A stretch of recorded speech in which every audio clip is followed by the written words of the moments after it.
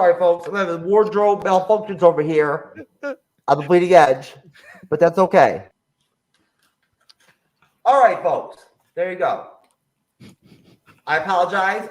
Our Tusken Raider outfits and uniforms and whatnot are handmade, right? Handcrafted in the desert, and made out of cactus and shit and lizard, all kinds of bones and shit. So sometimes some shit will happen. But folks, MCU'S Bleeding Edge of the house. Jeff aka TrueKnowledge, creator and co-host, moderating this, going to be informative, funny, controversial potentially. Deep. The Acolyte, Star Wars Episode 2 recap with a guest panel that, as of right now, is being made up by my co-host Cyberneticshark, veterans contributing on the fucking Bleeding Edge panel for eons and shit, right? Jesse Starcher and Kyle from FPN, Imran from the Jock and Nerd podcast. Somehow we found his ass out in the desert, and whatnot, everything. He's back. Showed up, came back from Shogun after he kicked some ass on the panel. What's up, guys? How's everybody doing? What's up, Cyber? The usual. Nothing new here. Sir, please specify. Are you having an all right evening? My night is okay, sir. It is okay. All right. Well, I might have to sue somebody real quick about my fucking Tusken Raider mask. I'm not appreciating this shit. Anyways, Mr. Starcher, it's good to see you, sir. How are you? Yeah, I'm glad to be back here on the Bleeding Edge. It's been a lot of fun already before the show got started. Sir, and now we actually get to look, I got dressed up for you, sir. Just for you. I love that. I love that, as a matter of fact. My goodness, you look fantastic. Oh, and look, there we go. Now we got the youngest. We got the Gen Zer on the panel now. Mr. Rathacon is over here. What's up, Rathacon? I'm doing well, man. Traffic sucks. Well, hey, you know what? So does that fucking bitch that plays fucking May. So there you go. You had to say that. Anyways, Kyle, sir, how are you? It's good to see you, brother. Yeah, I think I took a wrong turn. Are we sure we're not on Arrakis instead of talking Star Wars? You in your still suit there? I'm feeling very forced up, these days from the Acolyte, bro. I'm feeling the force, I'm one with the force, and so I've got to, represent with my Tusken Raider. Imran, you weren't shocked to see me in a costume, right? When you came on the show.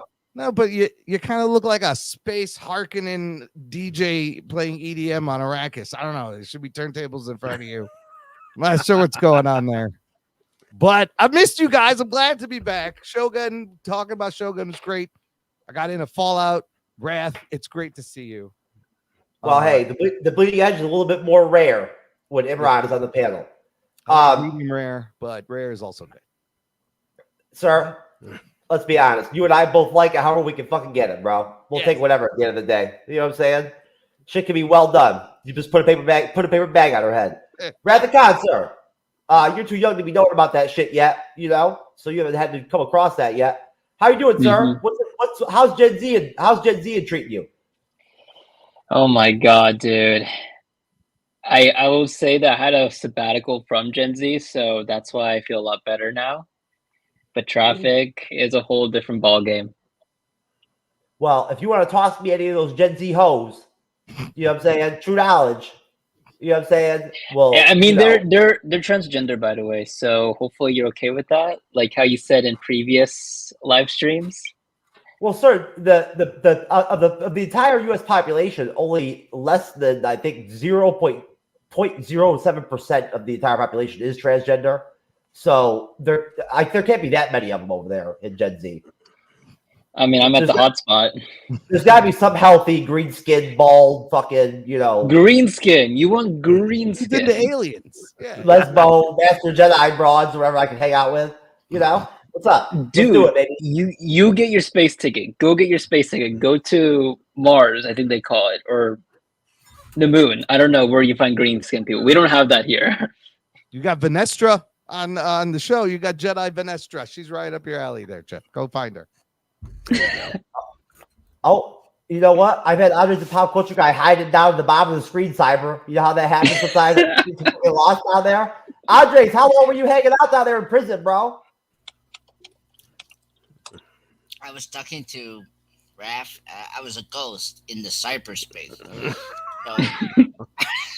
Oh, okay, I see. Good to know. I was just watching you guys talking, so that's what I'm doing. Hello, everyone. How you guys doing? What's up, Andres?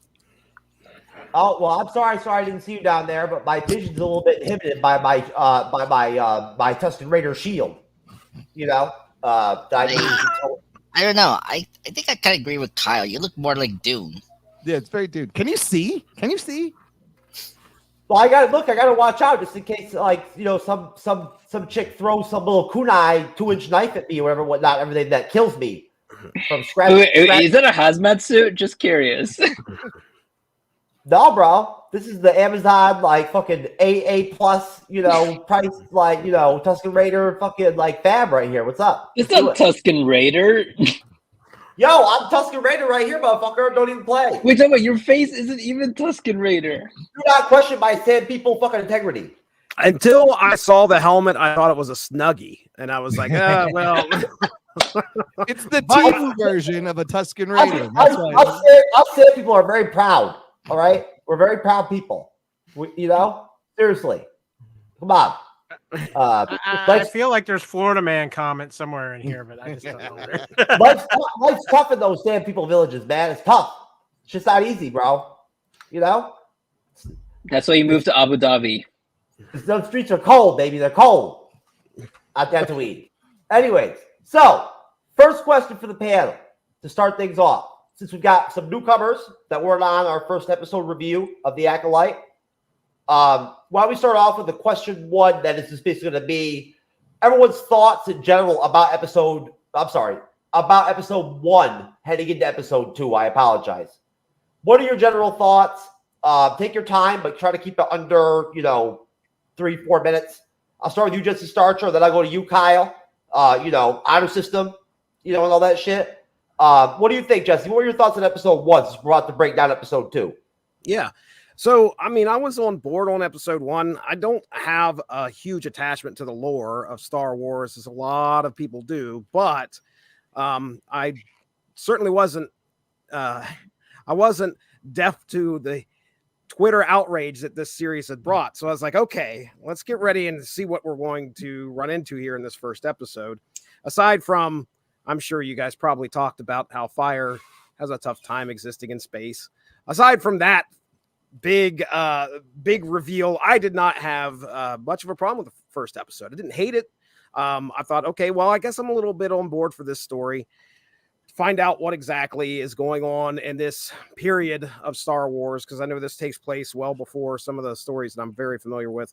But, hey, we got lightsabers. We got, just like you said, we got somebody throwing kunais at everybody. These knives. We got, who's the imposter? How in the world is she acting like, nothing is going on while she's working on the ship? She just killed a Jedi. What is going on? Okay. All right. So I'm down for the mystery part of it.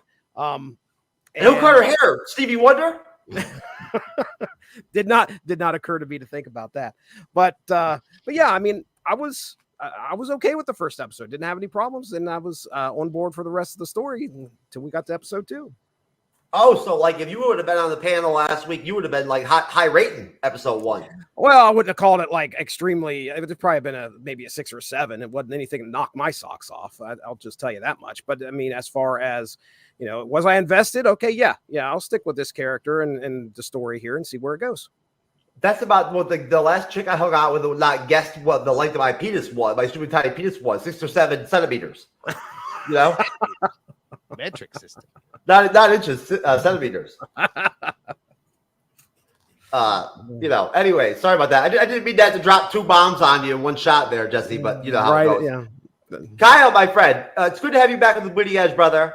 Good to talk Star Wars with you. What are your thoughts on episode 1, sir? It might have been the best episode of the whole series. If we're based off of what we're going off of now, I'd say right now, yeah, it was probably the best episode of the whole series. I'm like Jesse. It had enough to make me go, okay, I'm willing to dive in and at least check out and see what direction they're going to go in. I thought, Carrie Ann Moss basically doing her Trinity routine in Jedi robes was somewhat interesting, and I was curious to see what the characters were, even though the twists that they were presenting seemed pretty predictable. But yeah, I would say it was an average first episode. It didn't do anything to turn me off of it, but I was it did what it needed to do on a basic level. It kept me interested enough to want to tune in for the next week. But am I going to say it was anything mind blowing? No. Is it possible? Is it possible that they come through the decision making process to kill off Carrie Ann Moss like that so quickly that right there just shows you what you're going to get from the whole series from jump? If that's the master planner, it puts you in a corner, especially considering how much they hyped Carrie Ann Moss being in the show, and it either puts you in a corner of, okay, with stunt casting, or we're going to get a lot of flashbacks in this show, and I think we know now that it's probably option B on that aspect of it. But no, it's one of those things where it was, okay, there's enough here to at least keep me interested. But it's also, I'm looking at this and going, yeah, this could go off the rails real quick if they depending on which direction they take it. And unfortunately, we'll talk about it a little in this episode 2. I think we're trending off the rails instead of staying on the rails. Well, sir, you know what? Sometimes that does happen. We'll have to see. Mr. Rethican, sir, episode 1, you've had some time to think about it a little bit, digest it. Well, in the episode 1 review, I was known to have one of the highest ratings out of all the panelists. And just like Jesse said, like, it had stuff in the episode that makes you think, hey, it's pretty good. It's better than like what the Twitter outrage is. And like what Kyle said, they have some stuff that wants to get you going. And I believe in the review last week, I said the death of Carrie Ann Moss was actually what encouraged me to watch episode 2, why I got hooked in the show right from jump. So, man, you said that Yord took out Death Star. Yord. No. I sent you that tweet talking about how the cast doesn't even know about Star Wars, which is one of the things I did not like. I'm just kidding, right? I know you care deeply about Yord. I'm sorry. Wait, what is? I thought Jermaine's the one who likes Yord. I haven't discussed Yord with Jermaine, sir. Yeah. I thought you were supposed to, like yesterday or something. Jermaine's a hard man to talk to sometimes. What does he do for a living? He's a teacher. So he has great work-life balance. He's not like an accountant like Kyle here. This is true. Yeah. Anyway, sir, I didn't mean to throw you off by mentioning your hero. But yeah, that's all I have to say. It's like episode 1, great start. You got to kill that one character so we get hooked. And episode 2, we see the chase.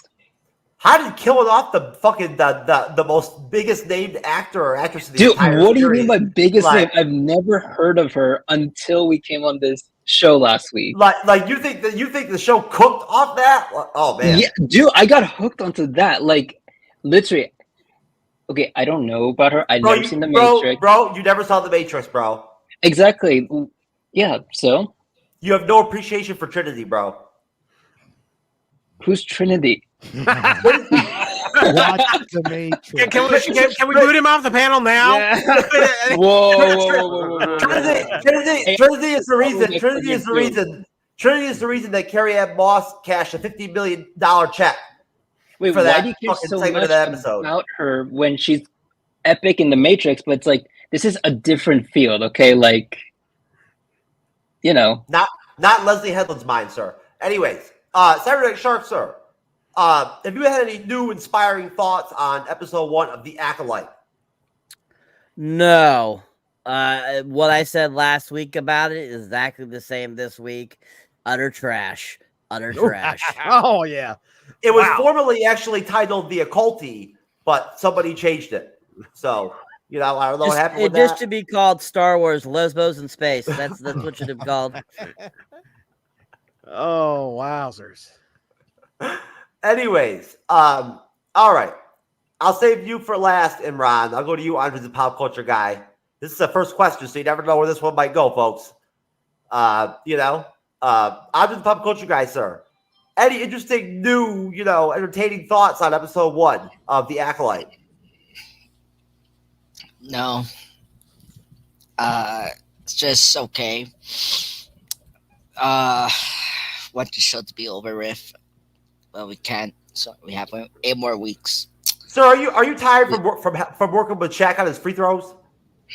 No, I'm tired watching this episode that is called The Acolyte, episode 2.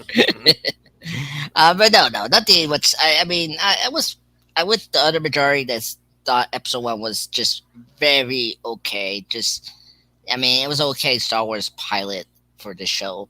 I thought episode 2 was better, but not much really to say about it. But yeah, just very disappointing right now with the show. But we'll get to that. I see. All right. Making excuses so you can get off The Acolyte, go fucking, go review some wussy shit or whatever. You don't want to fuck with the. Actually, guys, you should all join the Monday Report because we're going to review House of the Dragon. That will be immensely better show than this show. Sir, wait, what are you talking about, dude? The House of the Dragon is not going to have anything on The Acolyte, sir. Yeah, exactly. I don't know about that. I don't know. The hot D is the best D you're gonna get. That's all I'm saying. That's what she said. Anyways, Imran. Imran, episode 1, baby. What's up? Let's get cooking. Yeah, look, the Star Wars shows have been hit or miss. I really loved Andor. I loved the first few seasons of The Mandalorian. This first step, it was just okay, like everybody said. I see some potential. I appreciate some of the hand-to-hand combat and the wire work, kind of making like kung fu fight scenes. Like that was kind of cool. But like you said, Wrath of Khan, it was ballsy for them to kill Trinity right away. I was like, oh, okay, maybe you got my attention. But we learned things. What do we learn? We learned that a proper seatbelt will save you from an entire spaceship just crashing through the atmosphere. You just need a seatbelt, people. You'll be fine. But I did like this mystery. If they can make this procedural kind of crime mystery show, they've been unraveling the mystery kind of quickly. I'm in. I like that this is 100 years before. There's no Skywalkers, but there's tons of Jedi and lightsabers. I'm here for that. And Wookiee Jedi at the end is that's this episode. Sorry, I'm getting ahead. But I'm excited for Wookiee Jedi. I've been so focused on my Tuscan, role, moderating the show, but in the Tuscan mindset, I didn't even realize we're blowing it up right now. We have like hella fucking people watching us. What's up, folks? What's up, audience? Well, that's right. You're here for the Acolyte episode 2 recap. Let's do it. Let's fucking get it, baby. Just like Deadpool and Wolverine, right? Just not as cool. But Jesse Starcher's here now, so it's all right. Anyways, all right. So The Acolyte. My only thoughts on episode 1 of The Acolyte are just that there are many things about it I find very amusing. Like the fact that a campfire managed to exist in space. Yeah, but wait, hold on. Have we not? This is not a documentary. It's a fantasy. You can hear the spaceships fly by. The Death Star blew up. There's a big fireball. Like this has been established. I understand. There was fire before on other ships on previous Star Wars movies, but they never put campfire music or sound. They put other sounds. The campfire sound, I think, because she was remembering the trauma and the incident, and maybe I thought they were doing a little sound mix because she's thinking about when her whole village burned down. I've heard insiders are saying that in one of the future episodes, not May, but her twin, Osha, is going to be in a dark scene like Shaq in Shogun, right? Where you're just going to hear like an electric buzzing sound, and then the lights are going to come on, and she's actually using that little droid fucking she talks to as a sex toy, right? Well, that Picroid, I'm pretty sure there's an attachment for that. She said, she was like,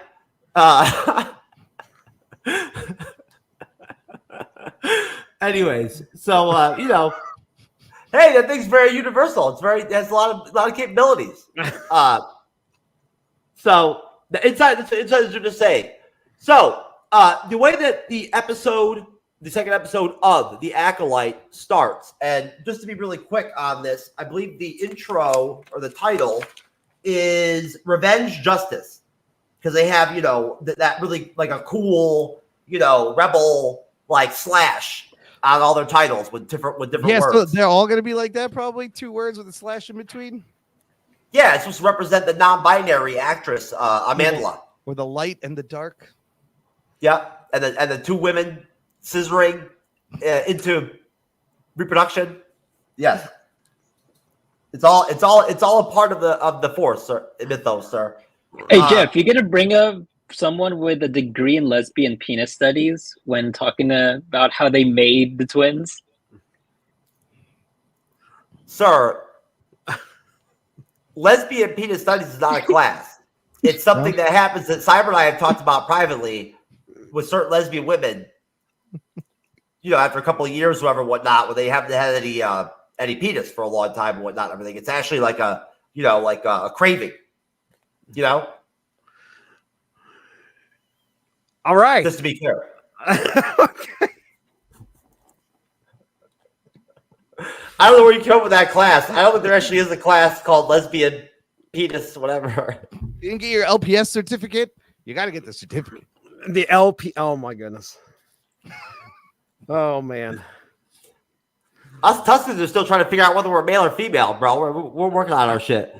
Anyways, so we start off the episode with May infiltrating the Jedi Temple, right? And I'm telling you right now, every time May says that whole like, fight me with all your shit or whatever, I cringe inside, and it reminds me of Wakanda Forever when Shuri was Black Panther and she said Wakanda Forever, like yelled it. And it was like, and I cringed inside. It's very, very reminiscent of that, you know, but she still says that shit. And I thought it was a really dope scene because we saw her, you know, try to take out Master Torben, who essentially, since the incident where there was the fire, right? And, you know, and basically, you know, the mothers and the family was all killed of May and Osha's. Torben took some type of like Jedi vow of silence, essentially. I forget what it's called. I actually wrote it down somewhere. Oh, here it is right here. He actually he took what's called some type of Jedi ritual where he's suspended by the Force and in silence for over a decade, like in repentance for some past crime or some sin or whatever whatnot that he's committed. So he's in he's mulling over or yes, thank you, sir. Mm-hmm. That's what it's called. It's a cool name. And I thought that scene was really cool. It looked really cool. You see, Osha, May try to attack the hell out of Torren. She can't do nothing with him, right? We move on, after, she, disables the droid and sneaks into the temple very easily, it seemed like. Very easily. Yes. Yeah. And it seemed way too easy for her to just hang out and attack Torben, too, to be honest with you, too. Like, I don't know how that went down without anybody coming out. But he remains completely unresponsive to all of her attacks. She throws her kunais at him, does a fucking John Claude, roundhouse kick on him and shit, all this stuff, right? And it don't work. So she's very frustrated. And, at that point, she bounces, and guards enter the room searching for May, but she has disappeared with the Force because she escapes undetected. So, first question. Going to you first, Imran. That initial scene, what did I miss? What did I not mention of the whole, May infiltrating the Jedi Temple scene? What did you think of Torben, right? Etc. Torben reminded me, you ever see those cats on the street that do like the floating yogi trick where they got the cane and they're just sitting, floating? And you're like, how are they doing that? That's what it reminded me of. It was cool that he was in this Force bubble and she can attack him. A couple of things, though, right away. First of all, Torben, that beard, the beard looked really bad. And like his receding hairline, I was like, that you can't use the Force to grow some proper facial hair and grow some hair back. It looked very strange.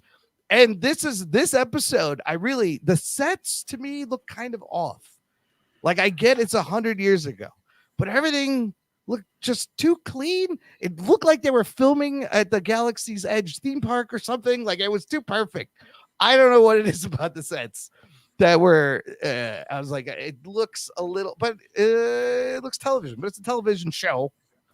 But yeah, this is one of the Jedis that she is going after and's got to figure out a different way to do it. So her flipping off the wall was kind of cool, doing all that stuff, and kind of funny as she just landed on her face.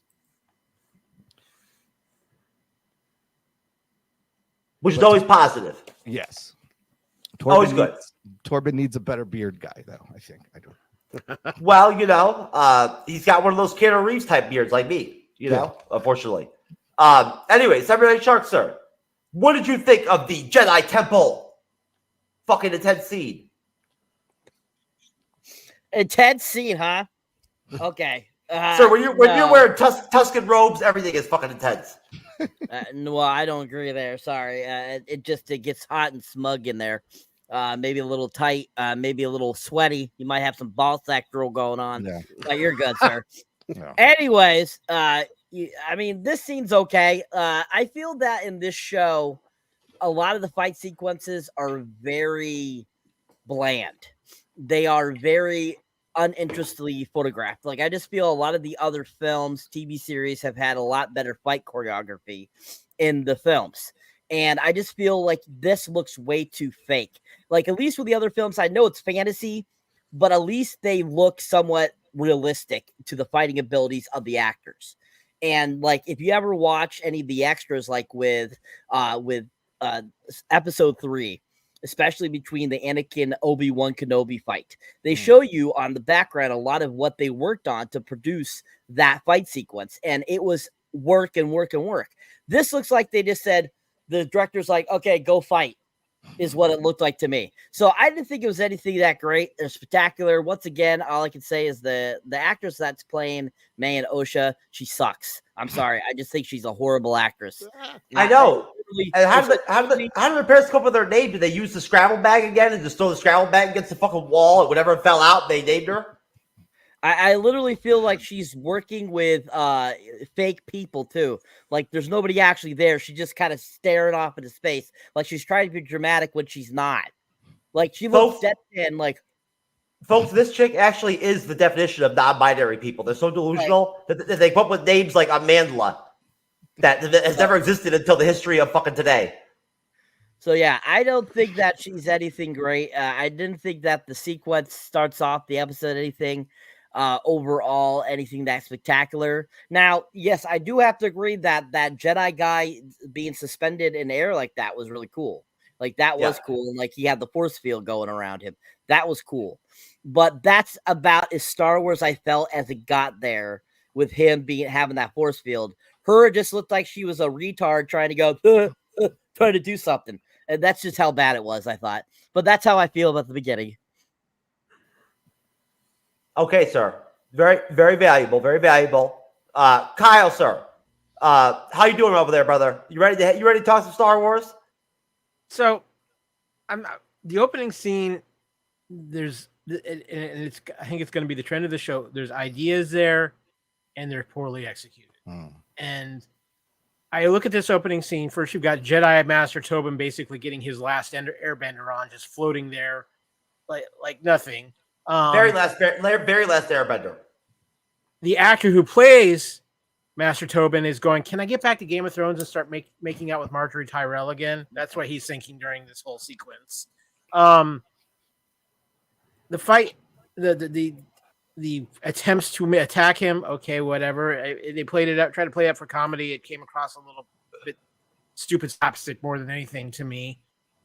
I'm not even going to fault the actors on their performances, because I truly think this is some terrible writing, and I think you cannot judge these actors by the writing they're getting. You have a fantastic Korean actor who went and learned English to be in Star Wars, right? And you give him this, what he's getting. I know he speaks better English than I do. You had to learn English, and so yeah, this is this is not off to what I would call. This episode was not off to what I would call one of the better starts. I mean, and it's establishing something that it makes me wonder, and then we'll talk about things that happen later in this episode. But how in the hell have the Jedi been that powerful for that long? Because they are the stupidest bunch of people I have seen in fantasy in a long time. The dumbing down of the Jedi over the years in Star Wars has got to be one of the biggest crimes in science fiction.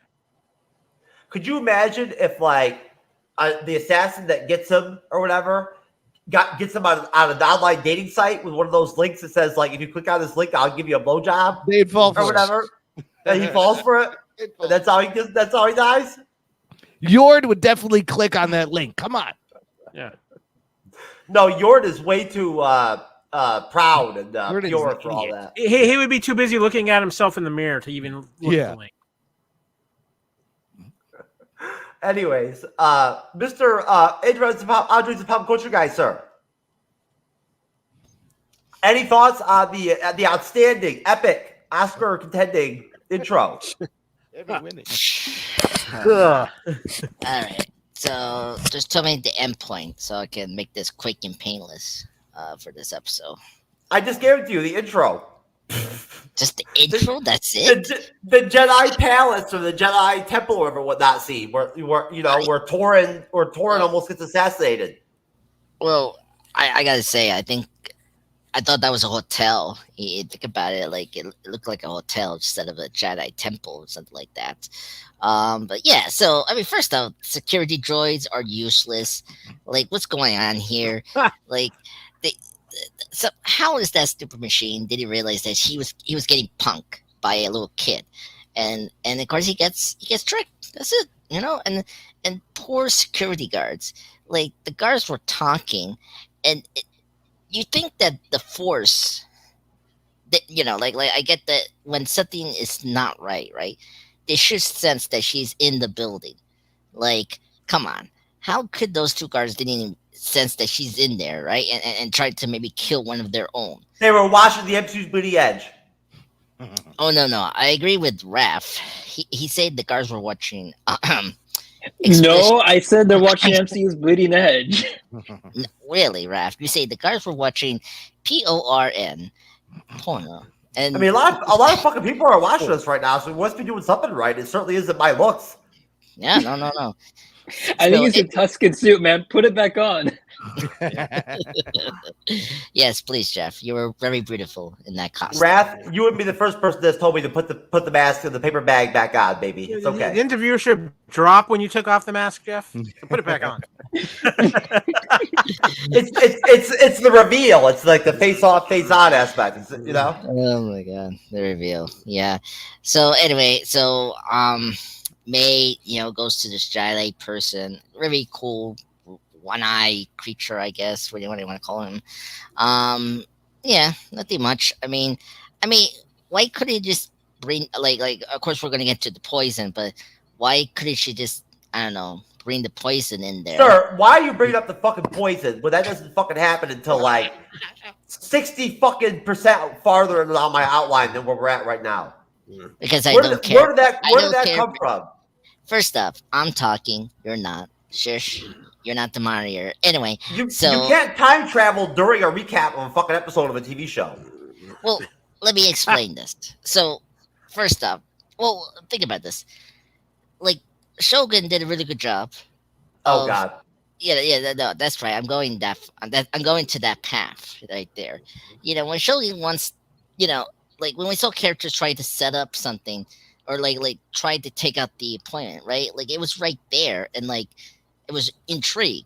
Here, it's like you're wasting time. Why could you just bring something that was very interesting? Like, maybe she say you were there during the, you're the one that killed my family. That could have brought that scene a little more interesting, and that's why she was fighting, because she wanted to provoke him, right? It's like it's just that scene was so flat. And it's like her doing all those jump kicks and all that was just very cliche. Like, I just wish she did something that was a bit more intriguing by bringing maybe dimensions of that fire that we brought briefly in the last episode. And yeah, it's just the show just doesn't do intrigue so well like some other shows that we It see. doesn't. No, it does not build suspense at all, really, very well. But no, let me move past you. Who have I not gotten in on this one? Did I go to you already, Jesse Starcher? No. That's Okay, all right. sir. I mean, you guys are hitting all the big points of this thing. What I for wanted to sure. ask you, Jesse, was if anything, besides, since there isn't much left probably on that question, if you have any thoughts on Torben himself, what we could have maybe gotten from him. He seemed interesting. Well, yeah, sure. I'm sitting there thinking, like, okay, what is this guy doing? Why is there's this? Is he just like straight up in a meditative state? I had no idea why he was the way he was, but he's in such a meditative state. He's so powerful, like she's never going to get through. He's already prepared, and it turns out that's not the case. We learn a little bit later as to why he is, in this force field as he is. So. I mean, yeah, it was just funny to kind of watch her bounce off, do parkour all over the place and not do anything. And it's about the only thing you could think of to kind of step it up from what she faced in episode 1. Well, now she's got an impenetrable wall. Well, how is she going to get past this? But yeah, Torben, I mean, I don't know. He looked like my uncle.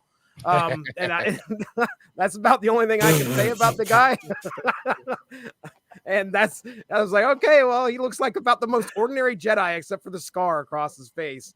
And he's premature balding and all that, but whatever. He looked like Jeff from American Dad.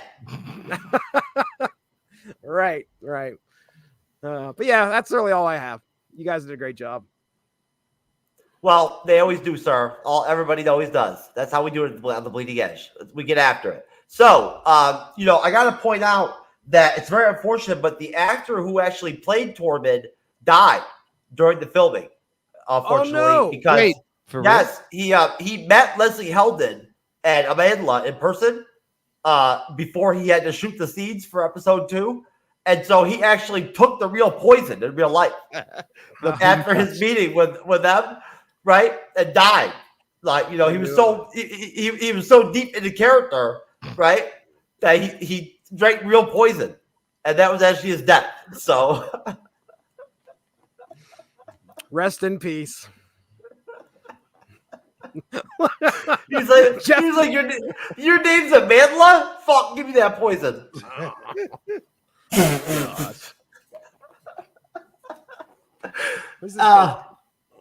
Anyways, I apologize, folks. So, moving forward from there, we get our next big, huge scene where Soul, basically, who is like becoming the MVP already of the whole series, right? Learned English in 2 days and shit for the series. And Osha arrive at Olega, or another one of the made up, they created planets or whatever, whatnot that they made for the show. So they show up in the ship, in Olega at the Jedi outpost, and it's Yord, right? Jassim's boy, and Jeki, the cat girl, from Logan, and Soul's there, dope as fuck being an OG with Osha, who I'm still trying to figure out at this point in the episode, why is she even like part of the team? But there's some conversation between Soul and Osha where they discuss May's past, and her survival, what could have happened, and kind of delve deeper into the past, as far as what happened with the fire. That seems to be such the big cataclysmic event of the whole, sort of series. Osha is concerned about May's motives and Soul's previous failures as her teacher. And I've actually thought that some of the scenes with the Amandla or whatever playing Osha with Soul were pretty solid, but it was probably just because of Soul. They arrive at the Jedi outpost and learn about the bearish vow taken by, Torben, indicating his 10-year silence due to his past transgression, which of course, is the incident of the fire, right? So, I'll stop there and do questions again. I'll go to you first, Jesse Starcher. What are your thoughts, sir, on these characters for one thing, and this scene where we have them all team up and arrive at Olega, right? You know, to kind of like team up, you know, and head off like the next Jedi, you know, kill or whatever. What are your thoughts on that scene, sir, if you have any?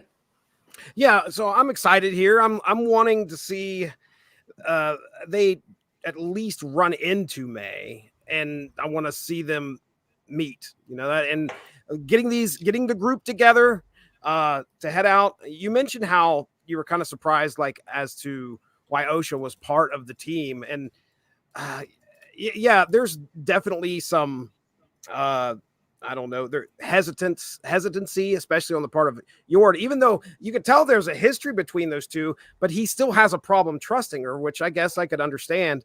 But yeah, you know, she's absolutely welcomed in, and Soul has no problems taking the cuffs off of her, or unrestraining her and letting her do her thing.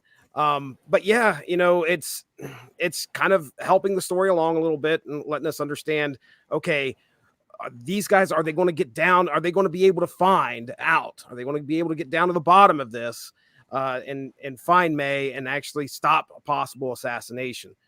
So I mean, I was still in it to win it here, to see how we were going to end things, or at least what the climax was going to be. I love it when you use words like climax, sir. I bet you know, you do. I really do. It makes me think of many things. Sir, rear at the con, sir.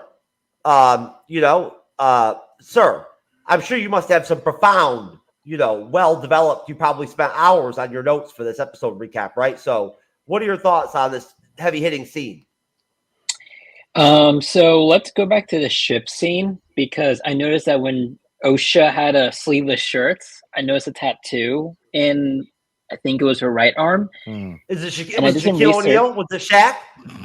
No. This is like a simple tattoo. This is not like Shaquille O'Neal's, like, you know, Mona Lisa. Oh, it's Penny Hardaway. Okay. It's very simple. Yeah. I learned it was actually just as what do you call it? A zodiac sign for Gemini.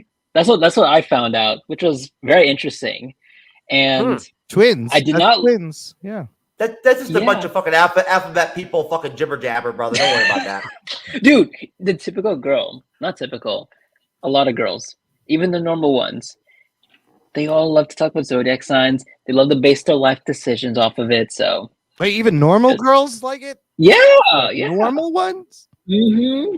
Yeah, dude, growing up, even the popular girls, they all are into the zodiac signs. So if I get a tattoo on my face of the zodiac sign tomorrow, I'm gonna get some pussy? No, that's not a zodiac sign. Okay. But anyways, back to the show. So another thing that I found interesting was you had an emergency, right? Like something happened in the Jedi Temple, and they're sending those people to the Jedi Temple rather than someone else. Like, that was the part where I'm just like, are these people disorganized or what? Because, like, maybe their top Jedi are like so busy like handling bigger problems. And during this time, you know, you had things like the Starlight Beacon outposts being destroyed and, you know, all that other stuff. So either the High Republic, all the Jedi, like the resources are so constrained that they had to send these newbies to this planet to deal with May, or, you know, maybe they're just the closest. We don't know, but that is all I'm going to say. I know everyone else in the panel has a lot of other amazing stuff to say, so I will create room for them. They may or may not. We'll have to see. Kyle, my friend, your thoughts? Yeah, you get introduced to obviously a few more of the characters. Soul, right now, I would agree with you, probably the MVP of the show, which isn't saying much when you think all together. But I actually did enjoy and would like to see more of Daphne King as I believe it's called Jackie Lawn. I loved her in Logan. I think she's a young up and coming actress, and I actually liked her character in this episode. She just seemed to be the smartest one of the bunch, if you were going to be honest. And as far as him adding OSHA to the group, it makes sense. He has a history with her. He does trust her. If it is May that is alive, he sees her as a tool in the aspect of dealing with her sister possibly. So I mean, again, nothing spectacular here. It kind of makes sense, but they do introduce a couple of characters that I'm maybe bode watching through the show. Again, it's going to be to see how they play out. Okay. All right. Most definitely. Imran. Yeah, I mean, I think it's interesting. This is the part where OSHA's name's kind of cleared. It's just Saul. I love Saul. I'll agree. Saul's my favorite so far out of all these people. Saul is so Saul's the most attractive actress of the show. He's great. He's a badass. I love Squid Game, and so far he's a little like Qui-Gon, a little Obi-Wan kind of mixed together. I don't know. I like the Saul, but he is so sure that May is dead. Like, it just deepens the mystery of what happened on the planet with the 4 Jedi. And yeah, it's a little good character building. Is this where she goes, Yord, put on your shirt? Was this time? Shirtless Yord. I think that was the previous episode. Oh, that was episode 1. But Daphne Keene is unrecognizable in that makeup. Hey, Rod, so you carried over the shirtless Yord scene over to episode 2 recap for episode 1? Listen, shirtless Yord is the only thing that's going to get a lot of people coming back to watch this show. I don't know. Hey, you think he's handsome? Yo, you're been working out, motherfucker. You're looks ripped. You're shredded. We all saw. Yeah, we all saw. But yeah, no, yeah. So Venestra, yeah, this is when Venestra calls, right? And they're like, couldn't have been OSHA because she was with you, and like everybody else, Saul trained OSHA. He believes she's innocent, and they just got to find out what's going on. Let me ask a quick question, and I don't want to derail everything, but I was it the first episode where Saul went to that violent guy and just went, whoop, tell me the truth? And yes, okay, so I assume he just can't do that to OSHA and get away with it, or because maybe her mind's stronger. But that occurred to me. I was sitting there like, well, you can't doubt her. Obviously, it sounds like he believes her anyway. But I was just like, man, if you've got yourself a lie detector in the Force, go for it, bro. Can you do that to another Jedi though? Another Force user? I've never seen that. That's what I was kind of had in the back of my mind. It's like, maybe that's a situation where they can't, it's the weak-minded that they can affect. But right. Anyway, What if you're non-binary? So because you're non-binary, you're impenetrable. I'm already got to do too much math. I'll pass. Nothing's getting through. I don't know. Cyberneticshark, sir, your thoughts?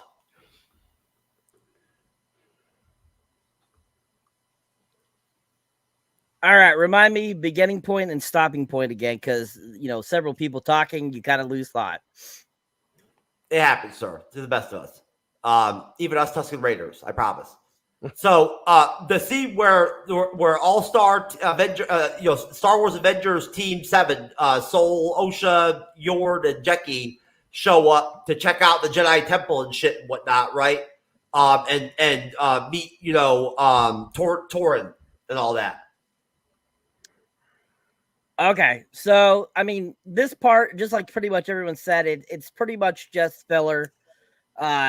Nothing really great happened here. I mean, like I said in the first episode, the best part of this series so far has been Sol. And Sol, out of all the actors, I think does the best acting out of all the characters. And you actually, when you see him act, you feel something for Star Wars a little bit. And so I feel that, out of all the things they could have done, at least they got one good actor in there to kind of give us a little something here. But all of his sequence in this portion of the episode, he did a really good job, and I really enjoyed him. But overall, the rest of it I just felt was like pretty mundane. Wasn't anything that spectacular. It was kind of boring to me.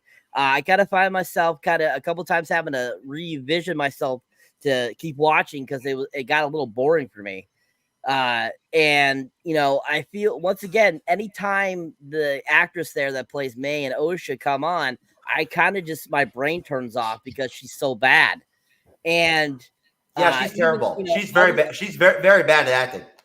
I have to agree with I think it was Kyle that said it, that Daphne Keene's unrecognizable in that on all that look, all that makeup and stuff like that. And I totally agree. And I think that, out of the other actresses that are in it, she definitely is probably the better of of all the actresses that I've seen in the thing, because yeah, she was really good in Logan. She did a really good job. She was a very high and rising actress, that did a good job, and I think has a lot of potential for further things.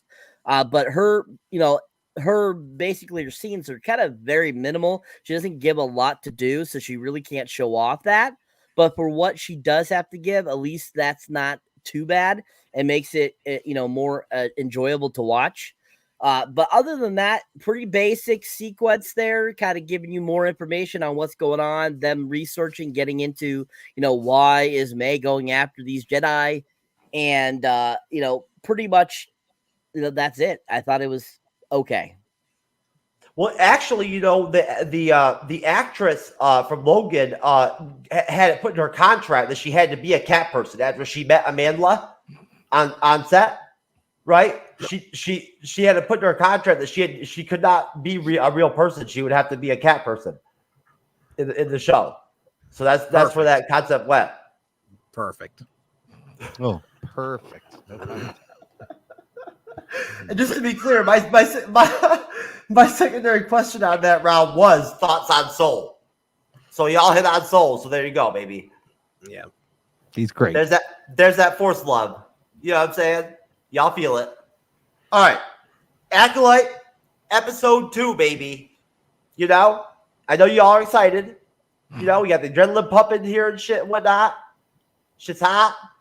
I'm gonna go ahead and play a trailer to stoke that fire, that Star Wars Acolyte occulty fire, baby. Let's do it. Last night, a Jedi was murdered.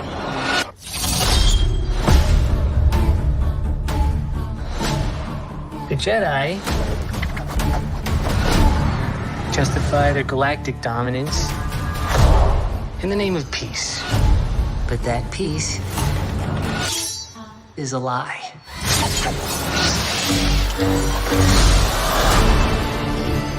Jedi are being hunted.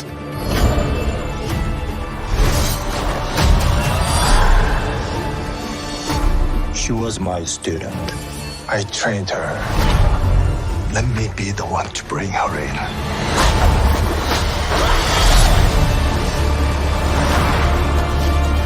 I sense this is only a small part of a larger plan. Some sort of shift to tip the scales. It's time to face the past.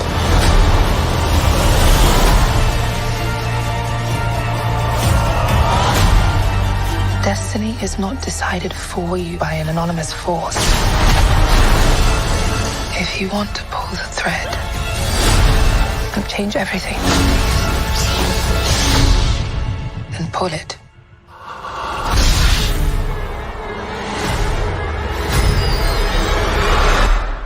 What are you?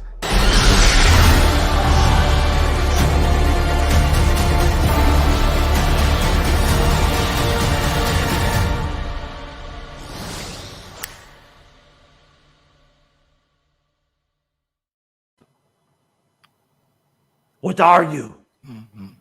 I'm Batman. I wish I was the Mandalorian, baby. Who are you? Where's Grogu? Anyways, so yes, very exciting trailer. Very, very, very, to the T depicts what we're getting here for these episodes. I'm telling you, without question. So, what we're working off, here into the episode where we're heading off towards is the May and Kamir, conspiracy at the whatever it's called, the Apocalypse shop or whatever, whatnot that he takes over, right?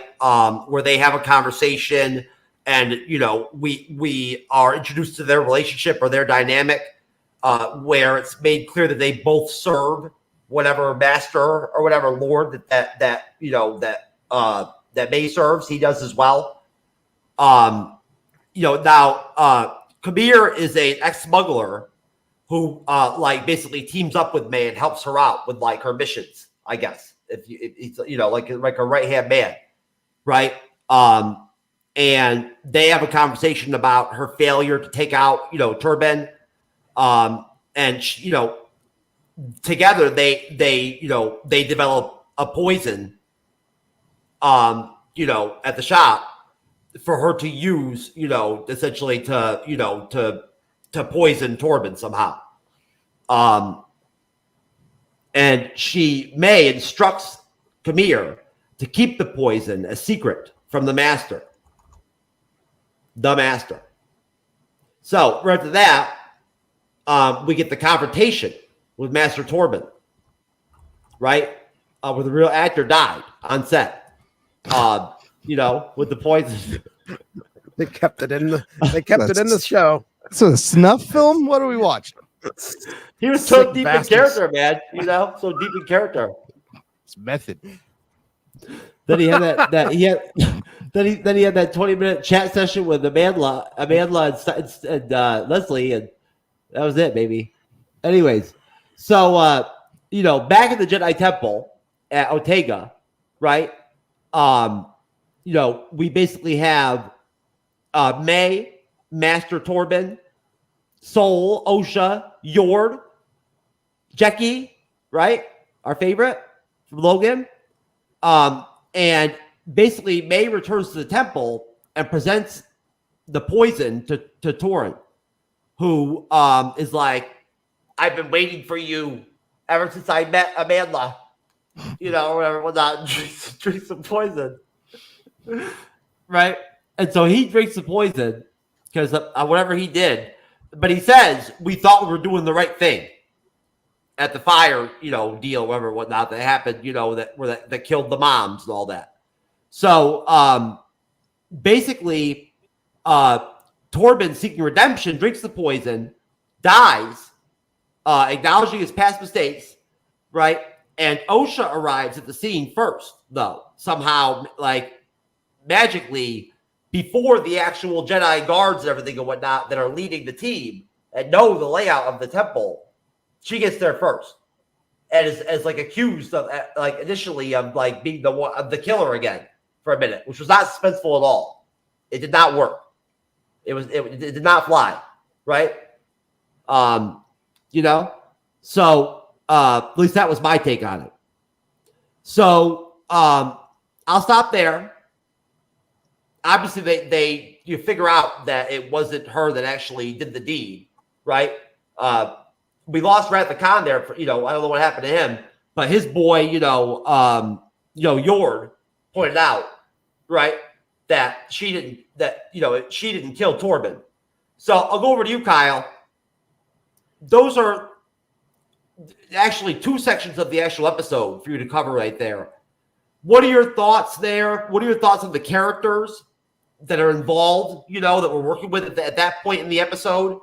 The death of Torben, and then, you know, how they handled Osha somehow managing to arrive at the body first. So, on the one hand, we're getting a little bit more information about what's going on with May. The fact that she's not even supposed to use this poison. She's supposed to be killing these one of these Jedi without using any weapons, just herself. So that sets up. I think that's actually one of the interesting things that's still going on in the Acolyte is who is this master that is May is serving, and what exactly is going on? I mean, we're led to believe it might be Sith, but the way this show's going, who the hell knows? Torben's death, obviously, again, and it's the story of this episode. This episode feels so much like it's just setting up for later. It's setting up for later. It's setting up for reveals. And I go back to the same problem I have with this. You talk about Osha getting to his body first and things like that. It's one of these things where I feel like the writers' room when they were writing this was literally throwing darts at a wall and literally, oh, it hit this, it hit this, it hit this. Okay, we just have to work this in. And it's not well thought out and it's not executed well. There's a lot of tropes, classic tropes in this, and it just feels like, okay, what can we take from this? What can we take from this? What can we take from this? And they're throwing it together. There doesn't seem to be this push to have something genuine and original or something even different. We're in a totally different time of Star Wars, but yet it feels like it could be Star Wars that's happening during the Skywalker era, for instance. And I that's one of the things with the show. It's just it feels like it was lazily written. They're making the High Republic boring to me. Oh, very much, very much. The audience, yeah, I think very much so. You have some characters that the audience is, from what I've seen online, is interested in Soul and a couple other characters, but for the most part, you're just like, okay, this could be Star Wars at any point in time, and like I said, it just feels like, okay, how many tropes can we borrow from for this show? Well, I'm just a pop culture guy, sir. Your thoughts on that section of the hard-hitting episode? Hard-hitting, yeah, right. I don't know. I kind of agree with Kyle here. It's like set up. It's setting up something, but not paying off at all.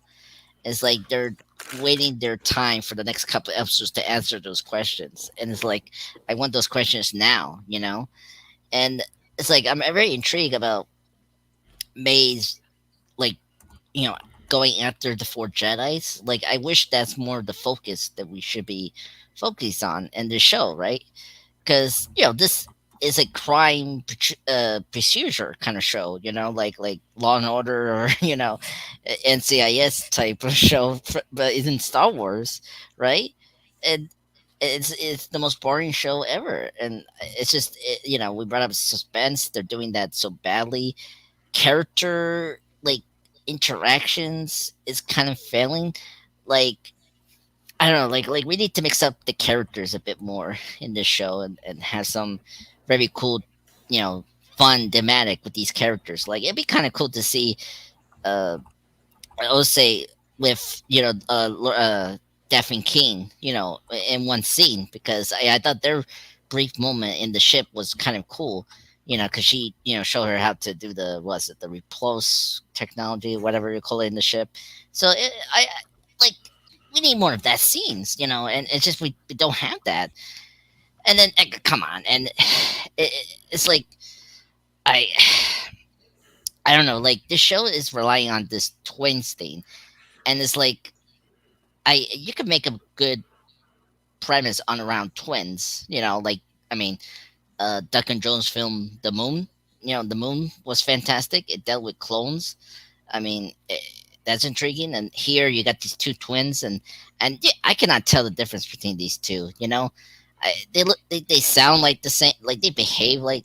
Well, what about that super intense biological desire that all men have to want to have sex with twins? I gotta be honest. That's not really here. I don't know. That's not here. I'm sorry. So, yeah, exactly. So, so it was in the. I don't know. This whole thing is okay. It's very cheap. That's the thing. It feels cheap. Like, I agree with one of you guys. You brought up it felt like an amusement park, like we're in one of those Disney rides, thing, and it's like it doesn't feel real, And it's like where is the money going, Carrie Ann Moss, bro. I'm telling you. That's true. Yeah, but that's for every actor. Even the Squid guy. Like, come on, it's like that show was hot, a couple of years ago. So. Yeah, so the scene was okay. I was happy. I think Amanda should give up her pay and give it to the Squid guy. Yeah, I agree. 100%. So, but overall, I thought the scene was okay. Nothing major. It was nothing else. All right, Andre, you seem very frustrated by this Star Wars occulty shit or whatever, man. You got to calm down, all right? It's all right. It'll be okay, I promise. I'm showing my honest opinion, folks. I'm sorry. The House of the Dragon's coming soon, brother. Don't worry. It's coming. It's all right, Monday. Imran. Hot D. Dragons. Hot D. Imran. Hot D, baby. You know it. Look, first of all, we're in the High Republic. Nobody's smoking joints at all. I was very disappointed. Oh, there's no cannabis use. Let me see a Star Wars bong. Or I bet they got incredible vape pens in Star Wars. Nope. Second of all, Yord confiscated all that shit. Yord was like, nope. Yord is definitely a party pooper. He's like, no one's getting high in the High Republic. Yeah, for me. Second of all, she slipped in once. You think they post a guard up next to Torben? Nope. They decide not to. And it's everything is so convenient. I was like, this guy hasn't said a word in 10 years. And now I get it. He's guilty, but she gets him to talk and just willingly take this poison. It's kind of very convenient, very quick. But you also get the great Yord flip-flop where before he's like, she should be in restraint. She's a prisoner. And now he's like, oh, no, she didn't do it. I saw her. I followed her. She's cool, everybody. Thanks, Yord. Thanks, finally. Can you imagine if Yord was like, touch my dick one last time before I die or something like that? Torben said that? Yeah. Torben, yeah. But yeah, that was so. Does that count as not using a weapon? This was my question. You brought it up. You got to kill one of them without using a weapon. And is poison count as a weapon or not a weapon? I don't know, man. I think there's a discussion for like, since he willingly drank it himself. That's it. That's what I thought. I thought that was the kill that she did without the weapon. That was it. Yeah. The guy was so disappointed with how bad the character was. He just killed himself. He'll be back in flashbacks. Don't worry. Yeah, there you go. Yeah, without that dumb beard too. The beard is horrible. I don't know why they put that on him. Yeah. I got to get better glasses or something, man. I didn't notice how bad that beard was. I got to watch the episode again. Like, why would you give him a receding hair? I don't know. I just looked weird. You can will if you got the force, I would think you could will yourself to have the best looking hair around. Look at yours. This is Anakin was like a GQ model looking motherfucker. Doesn't mean that like all the Jedi are. Clearly, this guy. Oh man. All right. Before I move on, does anybody have any other thoughts? Did I miss anybody? Does anybody have any final thoughts on this part of the? Did I go to you, Cyber? I apologize, sir. My Diddy juice is starting to affect me. Oh, the Diddy juice.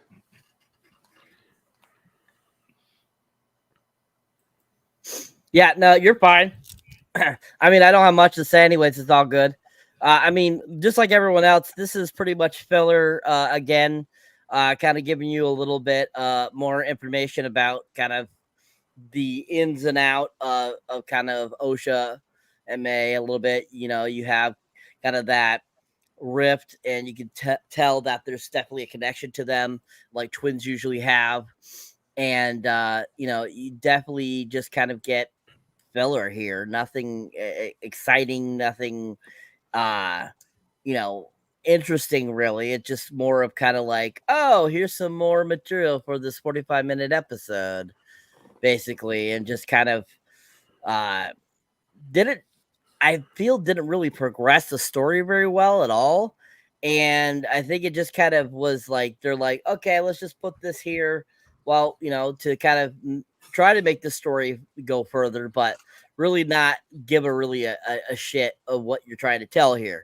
And that's kind of how I felt about it. Like this didn't feel like there was much love to it, or there was a want to appease to the people viewing.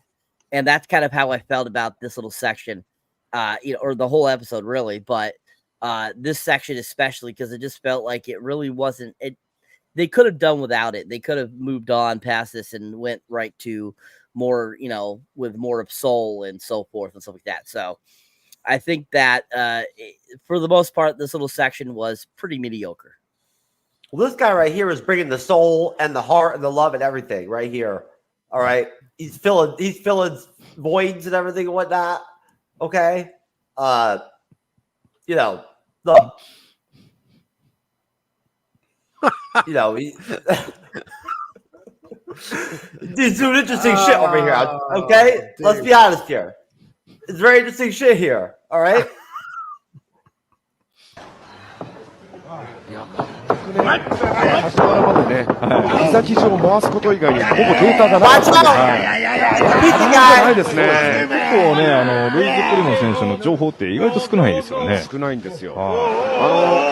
SNS でね、ピザ生地を回しながら戦う姿の動画がですね、めちゃくちゃバズったんですが、そのバズった以上の情報が入ってこないんですよね。今度はピザ。Look at that shit. You know what I'm saying? That is so much more.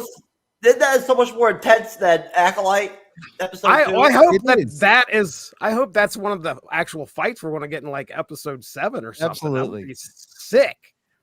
You know, May running around with Pizza Man. Pizza dough. I'm telling you, when he rolls that fucking dough around his leg on that one part, man, that is like, that is that's Hall of Famer shit. I love you. You toss the pizza dough to distract, and then come in with the drop kick underneath. While the Hit him guys with the toss drop the kick. Pizza dough. There Yeah, it is. that was a nasty kick too, bro. Yeah. That was a lot more brutal than any of those fucking blows that fucking May tried to drop on Torrin. Yeah.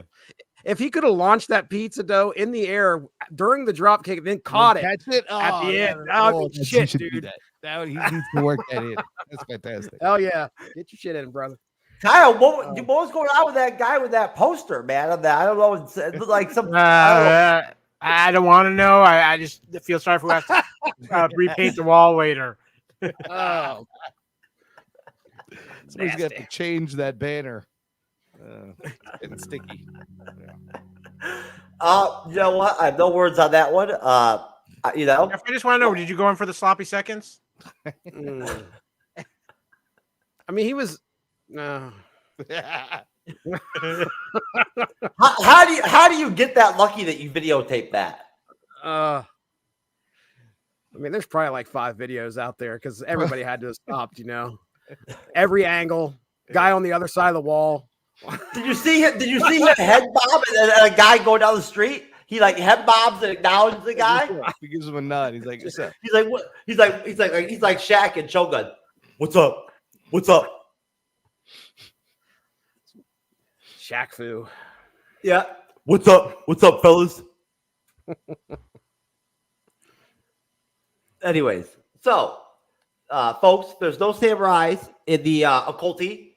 From what I understand, at least not this season. So, moving on from the Pizza Man wrestler, who of course is a Hall of Famer on the Bleeding Edge.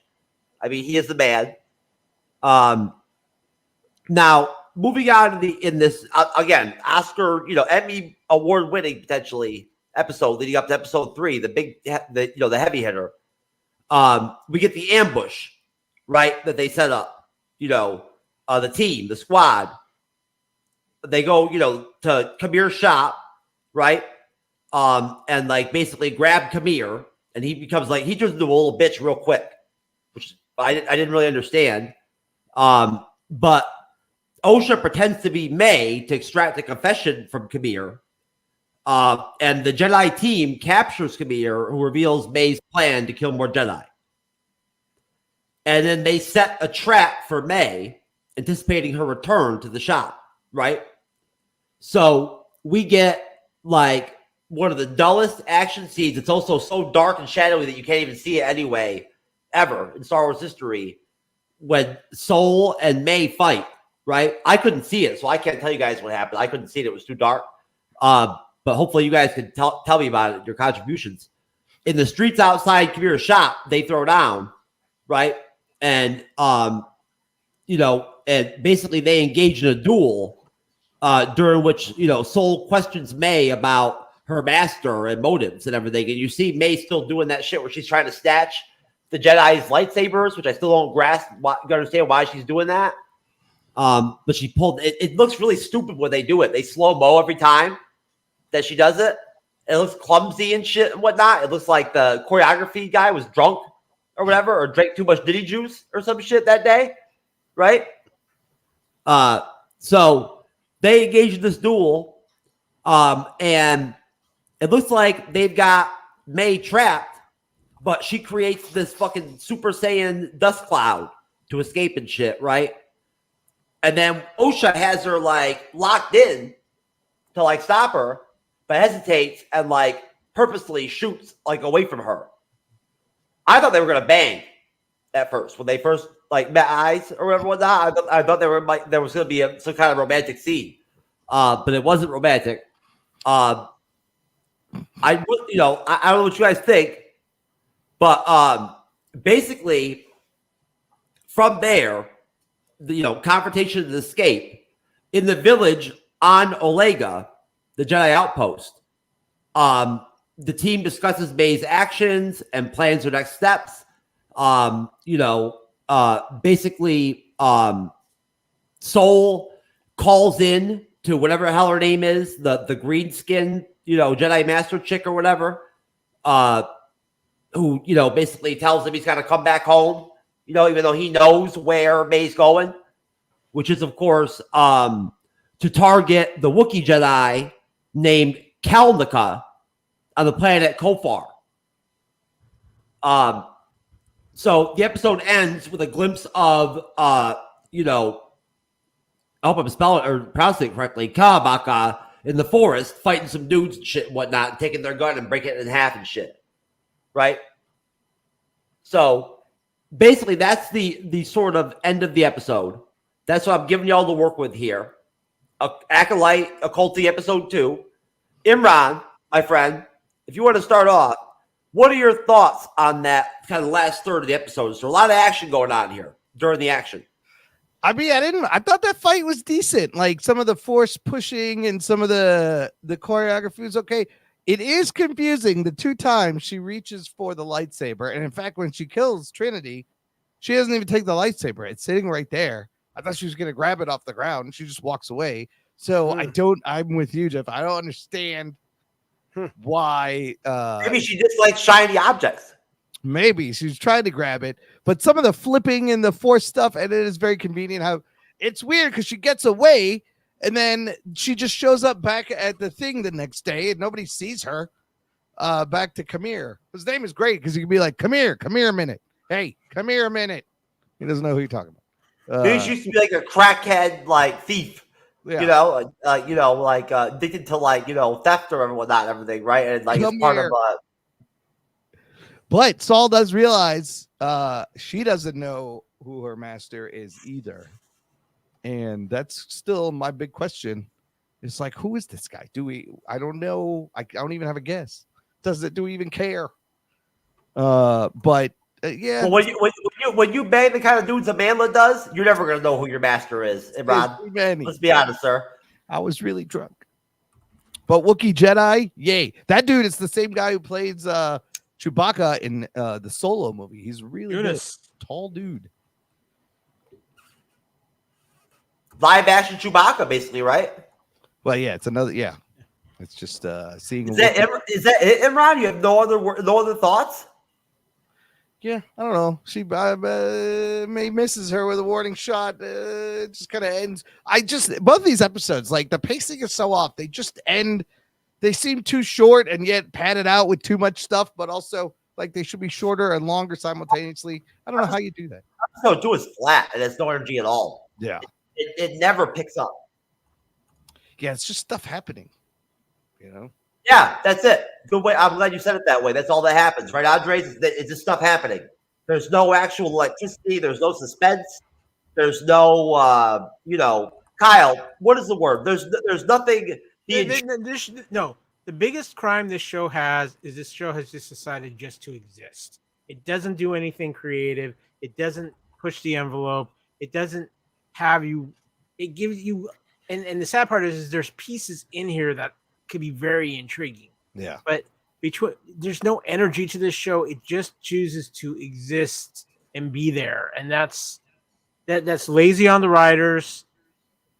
And unfortunately, you're wasting some very talented actors in this process. And I mean, the fight scene wasn't 100% great, but it was better than what I've seen in some recent Star Wars stuff.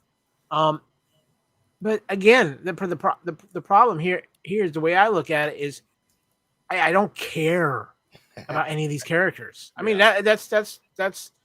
I'm intrigued by Soul a little bit, and like maybe a couple things here and there. I could care less about Osha and May.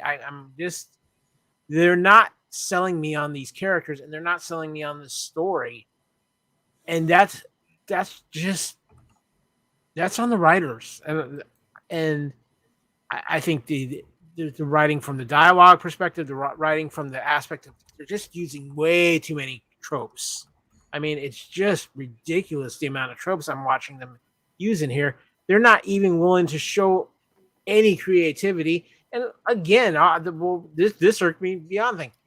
We're still 100 years before where the prequels are supposed to happen. And yet the Jedi are just as stupid as they've always been. Oh, we have to talk about this for a while before we make a decision. Yet Soul, who's on the ground, is like, you idiots. I know what she's gonna do. And it's just it's frustrating, and it's sad because we should be getting so much better than this. I'm not a fan of that actress that is Leslie Headland's wife that she hired. Yeah, Vanessa, the girl playing Vanestra, right? Her energy just die. It just kills scenes when she's in the scenes. Like she's not helping the show at all. But we'll get into the cast and all that and whatnot here in a minute. At the con, sir, now that you've been unlocked from your prison here on StreamYard, sir, what are your thoughts on the final third part of the episode? I'm sure you probably have lots to say. Yeah, so about that scene where you see Osha with a gun, like he's about to stun May. I can just sense a hesitation. And I know that stun is like harmless, it just puts someone to sleep, but it's like, why hesitate? That's the big question I have for Osha. Like, is she just shocked to see May just come out of the blue, or what? That is like one of the things that comes to mind. But overall, I just didn't like how she just randomly shoots at that random thing. That random thing explodes. She was like, Stevie, cut your hair too? Well, I think she was surprised that they both had the same hairstyle after not seeing each other for 15 years. How did that happen? I thought that's how it's normal. Like twins. With their twinsies. What a coincidence. Bitch, you copied my look out of the planet. I thought you were dead. Oh my god. Oh my god, Imran. Dude. Okay. I literally thought if they're twins, you always look the same. Same hairstyle, same everything. They even knew about this, when she was firstly accused of killing that one Jedi. But it's been 15 years. You don't think one of them would change their hairstyle and the other one wouldn't know? I don't understand. I think Ironheart's going to appear in one of the episodes in the series at some point. Riri Williams? Yeah. That's pretty good. And then I guess with the whole Wookiee scene, I was just surprised. There's two people. They called the Wookiees home like a stranded ship. Like, I don't know if I should consider that an insult or a compliment. I don't know. What do you guys think? Would you call an insult if someone calls your house a stranded ship? Those guys were just spreading the gospel. They were just trying to spread the word of Jesus and whatnot. Oh, they wanted to strip it for parts or something, right? They thought it was. It is an actual ship, right? It's an actual ship. Yeah. Okay. All right. I was just making sure I didn't miss anything because I thought it was like a ship that had been crashed and been sitting there for a long, long time. Okay. All right. Well, yeah. What an insult, though. Crazy. That's all I have to say. All right, sir.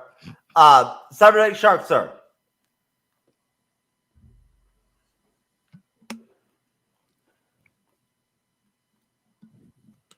Okie dokie. So the last third of this episode, it gets a little better. We get that action sequence, which was a lot better than the first one with Soul. I definitely feel that Soul, the character, the actor there that plays Soul, definitely knows what he's doing. So it actually looked a little more fluid for fighting as a Jedi, or even just in choreography to begin with.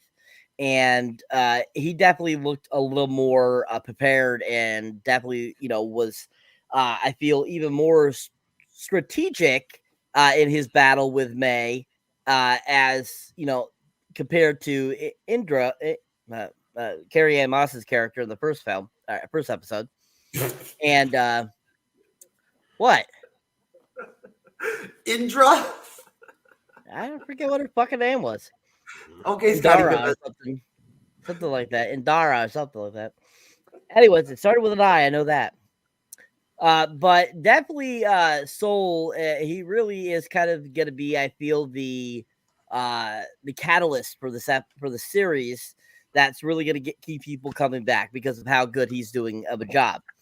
And, as, him and May fight that sequence, once again, May is fighting exactly how she did on that first episode, and pretty much any of the episodes we have seen her fight. Very back-to-back, very exact same fighting choreography. And I don't know if that was in the writing and how,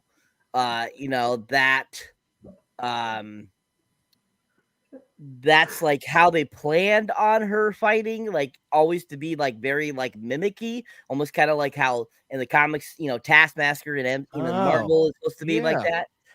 If you look at that, she like her mimicking moves, whoever the supposed master of hers is, definitely taught her the fight the exact same way every single time.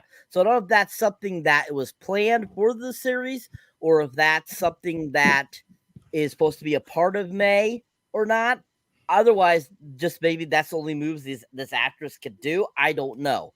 But definitely it seems very half thought when it comes to her fighting ability. And so seeing her fight against Soul, you're just kind of like, Soul basically has no fight here because she doesn't know what the hell she's doing. But definitely that scene was a lot better than that first scene where she's trying to hit the Jedi with the force field.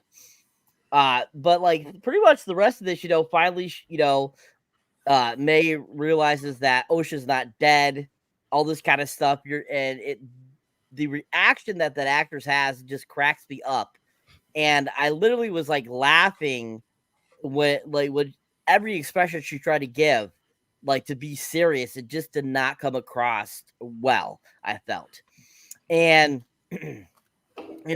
once again, like I think one of the funniest parts about that sequence too, as well, this last third is why was that one Jedi guy that actually captured Osha along with Daphne King's character? Why was he looking through the binoculars when he was like literally 5 feet away from him? I didn't get that. Oh yeah, he's just watching them. Yeah, like he's literally standing right there. I'm like, why the fuck are you looking through the goddamn binoculars when you're right there? I don't get this. Like, are you blind? What's going on here? He's nearsighted. Yord didn't bring his glasses. That's all. I'm like, what the hell is that? Was that like really bad production there? Like, did the director keep looking through the binoculars when you're 5 feet away because that looks accurate. Check it out, your sweet ass, baby. Let's get it. Maybe, I don't know. That's a good point. But anyways, so I thought that was like so stupid. I was just like cracking up going, what the hell are they thinking here? And I feel like with this episode, like the whole concept of the last portion of the episode is kind of where it really starts to finally pick up a little bit for the episode. But then it's like it's cut very short and they don't give any more to it. So it's kind of like they wasted all that beginning to give you that little section at the end that could have given you a lot better of an episode.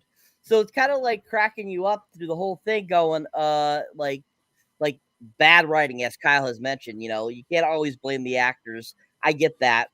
But there are actors that are just and actresses that are just bad. And that gal that plays Osha May, she is bad. It's not just the writing.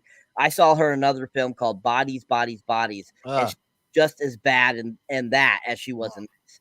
So she does not have acting chops whatsoever. It does not come naturally. This actress is just not a good actress. And so when I found out that they had actually, had put her as the main actress for this series, like this was way after they had announced that it was going to be coming out. And I was like, are you kidding me? Oh my God, this is going to be horrible. So that was another kind of negative fact going against this show.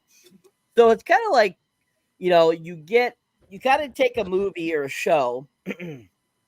If you think about it in kind of a general thought process here for a normal viewer, you take bad actress, bad writing, somebody that hates Star Wars, but yet is directing and creating Star Wars, it puts it into a show. Why would you do that? Like, I know there's all kinds of different fans out there that like certain things. That's fine. Nothing wrong with that. But if you're taking something that is so nostalgic and yet very something that we really haven't seen of the Star Wars universe in movie form or adaptation form.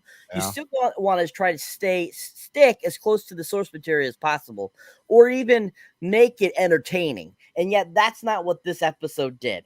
Unfortunately, they really failed with this episode. So overall, I just thought that, out of all the portion of this episode, definitely the ending had the best value and entertainment in the episode. He said stick.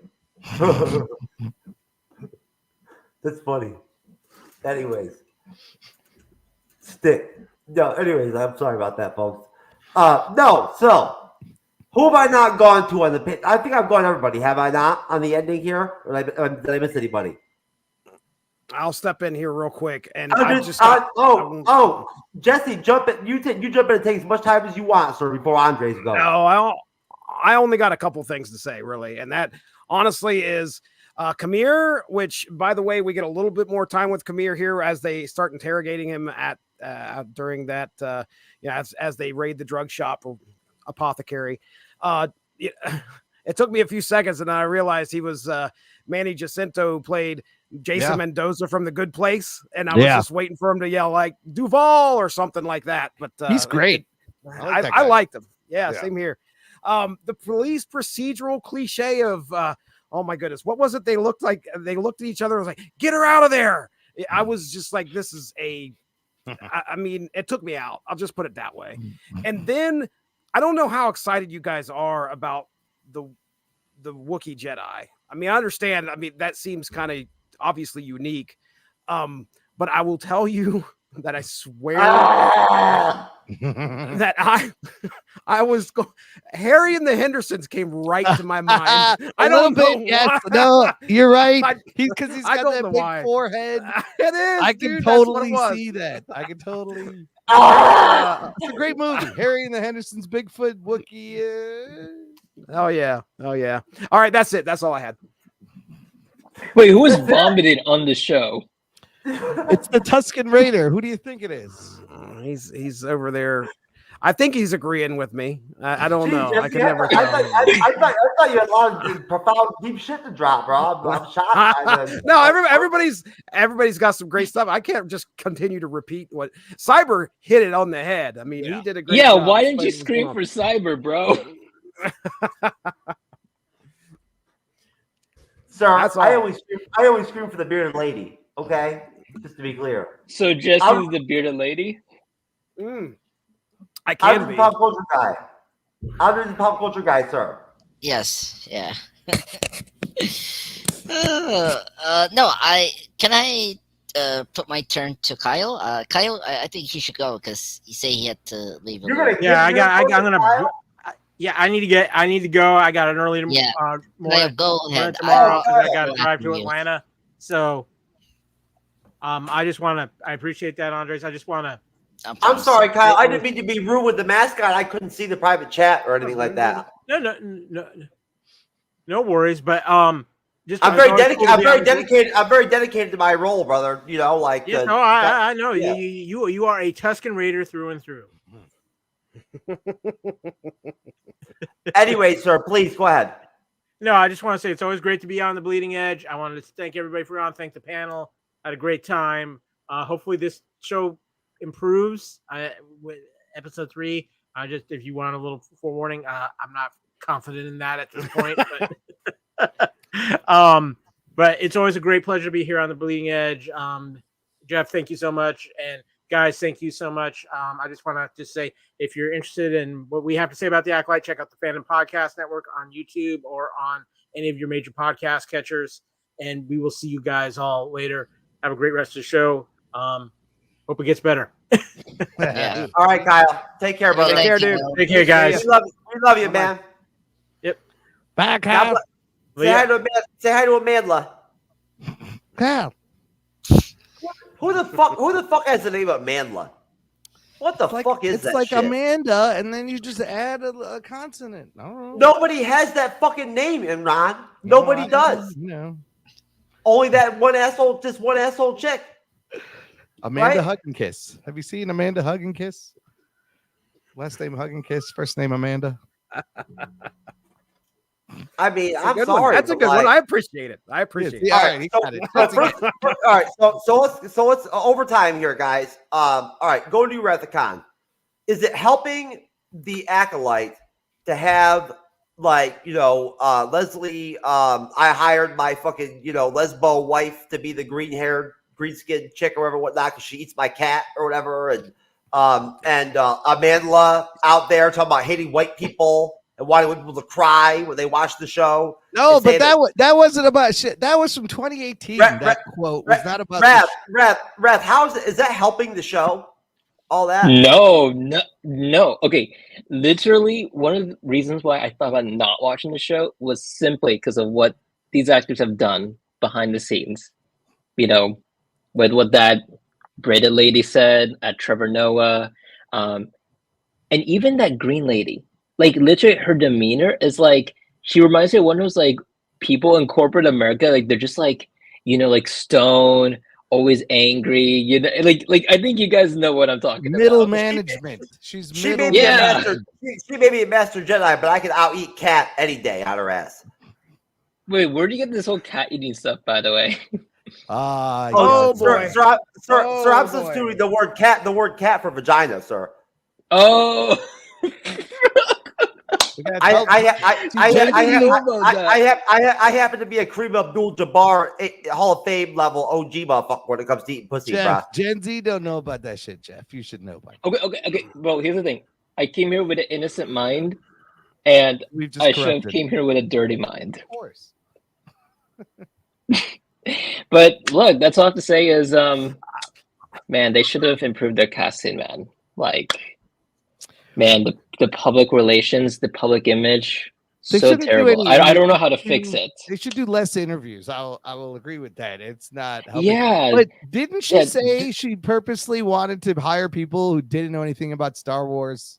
Yeah, I think that's a big mistake, because you listen to that Yord guy, he's like, yeah, Anakin Skywalker destroyed Death Star, and as a Star Wars fan, okay, since childhood, I'm just like, dude, but how stupid could he be? Here's the thing: the actors don't have to know shit. That's fine. The people writing the show should probably know a little bit about Star Wars. The actors don't have to know. It's okay. Okay, but look at Shogun. What is one of the reasons why it's good is because the people actually studied ancient Japan. They studied the culture and stuff too. So it's like, don't put all the blame on the writers, man. Like, even the actors, like, they need to hold accountability too. Do you agree, Imran? So. Yeah, I mean, I guess it's both. Sounds great. All right. Thank you, Jeff, for agreeing. Jesse Starcher, how is the press tour helping? Is the press tour helping the show? Is it all the buzz, all the circus stuff and all that's out there with this gay Star Wars shit and whatnot? Is it helping the show? Because let's be honest here, the Acolyte is literally lighting up YouTube right now. Like it's every other fucking video. Right. Yeah, look, I'm fairly insulated when it comes to like exposure to what the trends are on social media and the buzzwords that are going around about these series. So it obviously takes a lot for something to get such a negative reaction for me to go, oh, hey, something's going on over here. And this is getting like flayed. That's on crazy. Social media. It is bad. So yeah, as far as is it helping, I don't think so. Clearly not. If it doesn't sound like too many people are going like, hey, these guys really know what they're doing here. And I mean, I wouldn't know honestly if they did or not if it wasn't for the fact that I'm hearing from other people. Word of mouth is getting around really, really quickly. So is it helping? It can't be. If I'm sitting here hearing nothing but negative stuff, and it's hard to find anything positive out there because, I get ready for this show tonight. I'm like, well, let's just take a look and see what other people are saying. Yeah. Find the rock that you have to turn over to see if something positive being said about this show. It's tough to find. So no.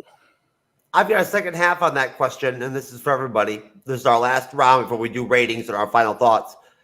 The casting, Jesse, overall so far through these first two episodes, what really, I think the casting really is a major issue. What are your thoughts? Personally, I honestly don't have too much of a problem with what I'm getting. It's more along the storyline, the storytelling that's kind of somewhat taken me out a little bit. Okay, so you're cool with the casting. It's on the writing pretty much from your perspective. Yeah, we'll go that route. I mean, there's not one person where I could say, you know, that person really dragging it down, and that person is. I can see who's doing really well. You know, Squid Guy, he's doing fine. But yeah, there's nobody in here that's really taken me out to where I'm like the acting's horrible. But I'm an easy guy to please. Squid Guy just has a cool voice because he just learned English. That's all he's got going. Oh yeah, hell yeah. That's how bad the show is. And Andrew's a pop culture guy. Your thoughts, sir? The casting, all this buzz, all this fucking, you know, this crazy shit on YouTube. Every YouTuber on YouTube has made a video about the Acolyte by now. Yeah, especially episode 3, right? Because the genetic enhancement of these twins, right, from the witches, whatever. Yeah. But I don't know. Like, you cannot coast that for too long. Like, 'cause that's not gonna help your show to still be in the talks. If they're still doing that, you know, it's gonna be very boring. I kind of feel like, you know, because we're getting other shows now coming in. You know, Hot D, The Boys, and you know the Bear. And so, like, I hope they have something else besides, you know, the stupid gay Star Wars thing. You know, it's like, you know, how many like you have to give us more than that. And if they're still saying that still for the interviews and all that, then they're in trouble, because then everyone will stop talking about the show in the next few weeks when we have better content shows that actually telling stories for us to watch. So and I agree with Jess. Like, it's not the cast. Like, I think all the casts are great. We've seen their other projects. They know how to perform. It's just the writing is just not there. It's weak. It's full of crap. It's failing in so many things that. Why don't you just say fuck you? Yeah, Andres. You know what? I should do that. Fuck you, Acolyte. Episode 2. Fuck you. You know, this is the first time. Dude, are you constipated? Yes. This show makes me sick. Took a dump Like, right I there. had to take 2 abysmal drinks after watching this episode 2. I wanted to drink Corbin's poison, but I couldn't. I tried to go through the stream to take it, but I couldn't get through it. Yeah, that's all I had to say. You can commit seppuku, bro. Don't worry. I thought I was in the Matrix because I saw a Trinity. I thought I could put my hand in the TV, but it didn't work out. Just don't do it with a lightsaber, because we've all seen you get impaled with a lightsaber, you'll be fine. You survive, you jump in the back. Are you talking about Sabine from Ahsoka? Yeah. But a little knife, little fruit knife, oh, that'll take you right out. But a lightsaber all the way through, she's fine. Sir, us Tusken Raiders stay away. We stay away from lightsabers. We use sticks and shit, sir. Okay. Bro, Anakin Skywalker literally killed many of you guys with a lightsaber in Attack of the Clones. My people are very misunderstood, and you know, we've been through a lot. I mean, seriously, honestly, you know, people talk about the black people. What about the Tuskens? You know what I'm saying? Who do you think the master is? Is it a Tusken Raider? You guys anybody have any guesses who that dude is? This is the only thing keeping me watching, is I need to find out who that guy is. Right. Yeah. I've got none. Elon Musk. Is it somebody we've met on the show already, or is it going to be Darth Plagueis? Is it Darth Plagueis? Yeah. Have you heard of the story of Darth Plagueis? Maybe. I want to know who's in charge of project management on some of those Tusken Raider villages where there's 120 fucking Tuskens with 3 huts. One toilet. There's only one toilet for all of them. It's nightmare. Who planned that, man? Come on. I think Tony Gilroy should just do everything Star Wars. Yeah. And Favreau and maybe a little Filoni. What was this? Some occulty shit? Acolyte. It's pronounced Acolyte. It's pronounced electrolyte. It's called Bud Light. Bud Light. Cyberneticshark, sir. You can have a Bud Light later, but what are your thoughts, sir, on the casting and all the wonderful buzz that's on YouTube right now for the Acolyte? Casting is crap. The only good thing that they casted was Carrie Ann Moss, which they killed off in the very first episode. She'll be back. You know, I mean, she'll definitely be back in probably in flashbacks, but still at the same time, you get your strongest player and you kill him off right away. I think that was kind of a stupid idea. Anyways, I mean, the only other, like I said, Soul, the actor that plays Soul, I think he's probably one of the best that they have in the series, along with Daphne Keene.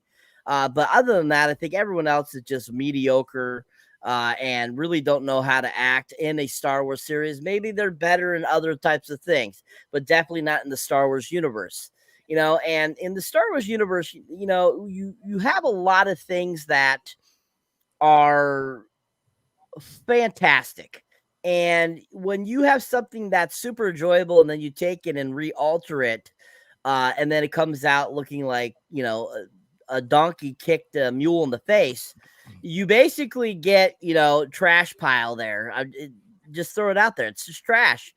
And, you know, what they decided to do with this, and I still don't get why Disney decided to allow this woman to create this series or take this, you know, particular, you know, idea and allow her to create it. It just seems to me like they're wanting to lose money, that they want to alienate and lose Star Wars fans. Simply the fact that if you think about it, all the way back when, you know, Rise of Skywalker came out, that's when a lot of fans started getting upset with the series because they thought Rise of Skywalker was a horrible film, that it just did not live up to what Lucas gave us in the previous 6 films.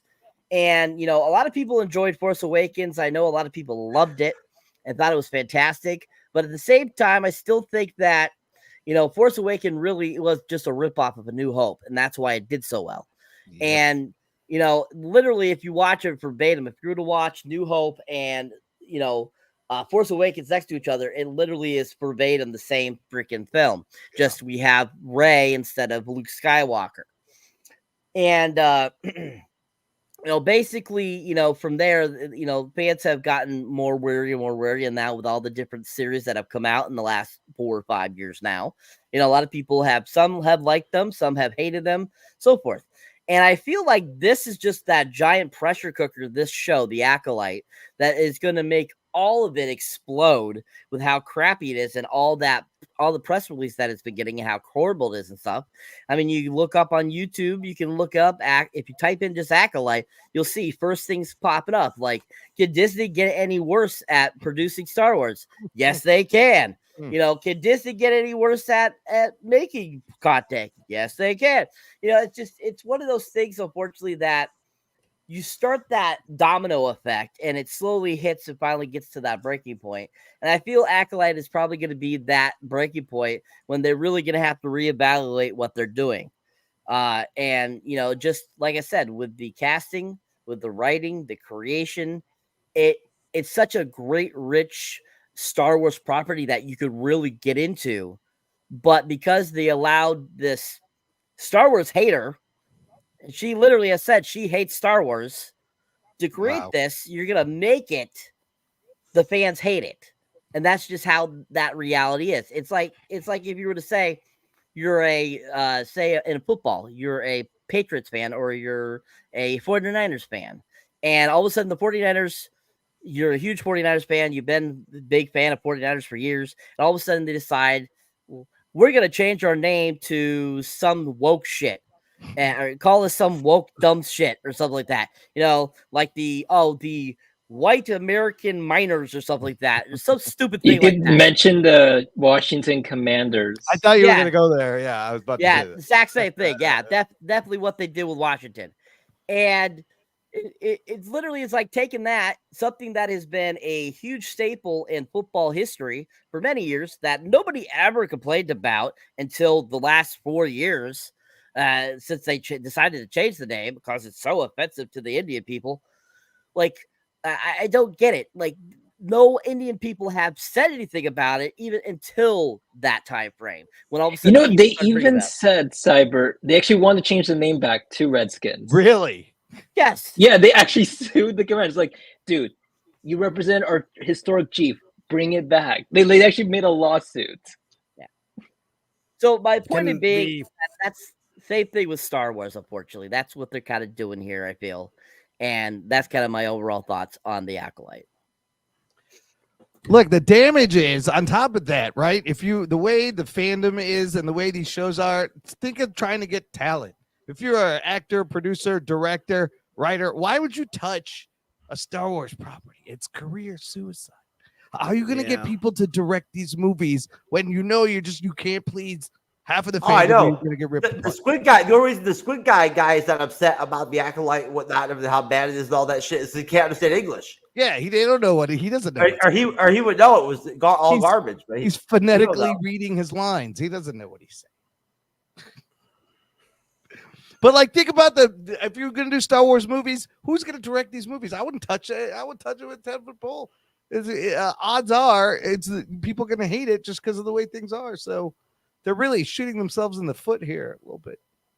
Kathleen Kennedy's going to step behind the camera, baby. She's going to have to do everything. All right, folks. Ratings time. The big moment. The big numbers, baby. It's that time. Wrath of Khan, sir. Gen Z. Let's do it. What's your rating? 1 to 10. Ooh, I will have to make it a 7, mainly because at least it's more action compared to the previous episode. The reason why I will not rate it higher is because what is with that scene? Like, she literally gives him the poison, and he's like, "Yeah, I'll take it. I'll take it. No problem." It's like, yeah. I haven't talked for 10 years, but let me just to be clear, folks, as an experienced veteran of like having a guest panel and whatnot, watch people rate all this shit. Like that, Wrath of Khan is just a really nice guy. That's why he gave it a 7. You didn't like the episode. You should really give it a 3 or a fucking 2 or whatever, whatnot. You're giving it a 7 because you're just a nice guy. Let's just be clear. Yes, maybe. I think Cyber will disagree with you and say I'm actually being real here. I've had a lot of panels, sir. Anyways, just to start. You're right, man. You're ready, sir. Number will be 5. I can't give it anywhere what I thought the first episode was, so it's pretty easy to say this is probably a 5. I didn't objectively hate it, but it definitely could have used for some improvement and less things to take me out. So there you go, number 5. I'll give it a 5. There were numbers than 5. If you're a chick and you get rated a 5, I mean, you could be a 2. You know exactly. That's what I'm saying.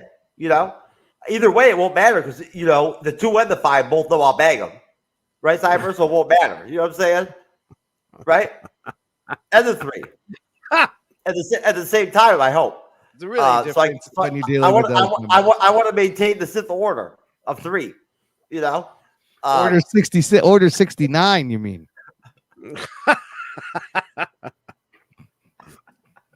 Perfect. All right, Cyberneticshark, sir. Rate this stinking pile of Acolyte. This stinking pile of Acolyte gets a 2. Oh, and I give it a 2 because of Soul. That is the only reason this episode gets any rating whatsoever is because of that damn gentleman. Because he is freaking awesome and I love him. And he is a fantastic actor. I mean, from his Squid Game show on Netflix, he's actually done a few other films over the years. I've looked him up, and I've seen a few of his, some of the other things he's done, and he is a really great actor over in his native land. So I think that he is probably the best choice they made besides Carrie-Anne Moss, and definitely it gets a 2 just because of Soul, because he really is the bread and butter of the Acolyte so far. Oh man, a 2. That is low. That's a big difference between Wrath of Khan 7. I'm just a pop culture guy, sir, before I go to Imran. I'm just going to be like, I'll give it an 8.5. Fuck you. I hated it. It's the worst thing I've ever seen in my entire life. It's an 8. It's an 8, though. Fuck you, Jeff. You don't know me. I'll give it a 6 out of 10. You don't know me. Yeah, you don't know me. The worst episode of television I've ever seen in my entire life. Yeah. 6. Well, that's perhaps the worst with the poison. The other worst scene was when the twins finally meet, and they have this moment of like, oh my, oh, Did they mate? I thought they were gonna mate. no, they met already, and they were like shocked because now they realize they're alive, and it's like, you guys were alive. You know your twin is alive. That was the most stupidest scene when they actually meet in that alley, that like dark alley thing. Yeah. Escape. It was so stupid. I thought that was the worst moment of this. Wait, what did you give it? What score did you give it, Andres? 6 out of 8.5. 6 out of 10. Shut up, Jeff. 6. Shut up. Yeah, because it's better than the first episode. Maybe I don't know. It's very filler episode, really. It either is or isn't better than the first episode. I mean, I don't know. It's just very mixed feeling. But no worries. I don't have to review it next episode, so I'm happy. So I'll give it 6 out of 10. Just for my. All right, Imran. All right, sir. What do we got? I'm with Jesse. It's average, mediocre. It's their setup. She does kill a Jedi. I would give it a 5. It's just there. Overall, both episodes so far, I would give like a 6.5. But I still see little peaks of potential. And I did watch episode 3. So that was interesting. It wasn't as crazy as everybody was making it out to be. So we'll see what happens. But yeah, I don't know. Would have begrudgingly watched the rest of it though. Okay, sir. I hope so. You got lots of. You already signed the contract. I did. I'm gonna have to do more of these episode recaps. So we're gonna figure that out. We'll do it. We'll make it work, baby. I promise. Yeah. All right. I'm gonna give the episode a 3.75. And I have no real words to explain why I rated it 3.75. It's just the number that popped in my head. And so that's what I went with, right? Basically, I agree with everybody else as far as who the MVP was of the episode, who the standout performer was. Besides that, I cannot wait for episode 3 and the immaculate reproduction or whatever, immaculate birth. You know? So, the Force baby. Like Anakin.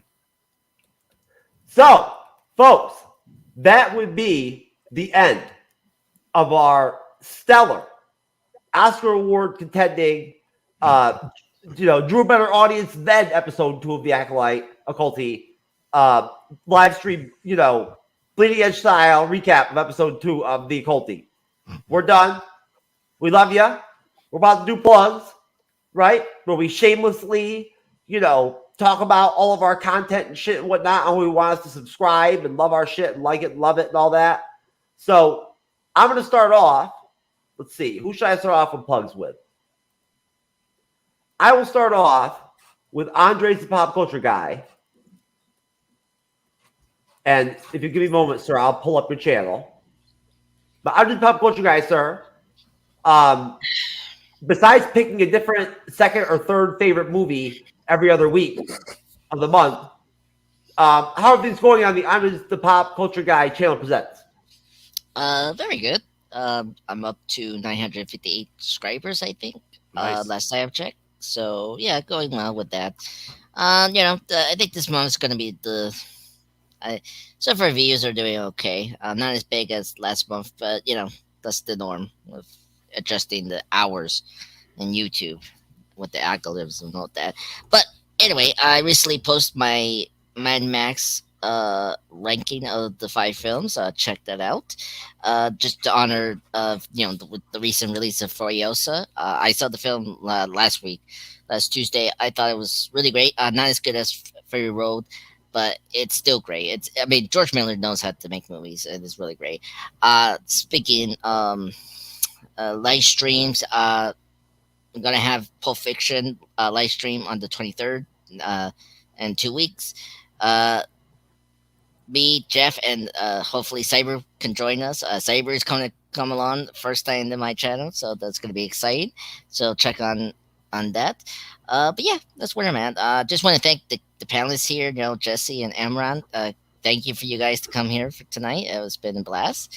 And yeah, of course, it was great to see Raph, my boy. It's great to see you, and Jeff, you should have stayed with the mask. That was definitely you. Seeing your face is a little kind of creepy. But anyway, that's all I have to say. Yeah, I know. I mean, I definitely don't look good after I take the mask off. It definitely doesn't do anything good for my hair or anything at all. You know, it's not a good look. No, I think your true face is the mask. Like how Batman's the mask is Bruce Wayne. That mask is yours. That's I'll wear my Tusken Raider costume again during the series. I promise. And I enjoy wearing costumes. I do so. Yeah, every video you need to wear it. Every video, not everyone. No, sir.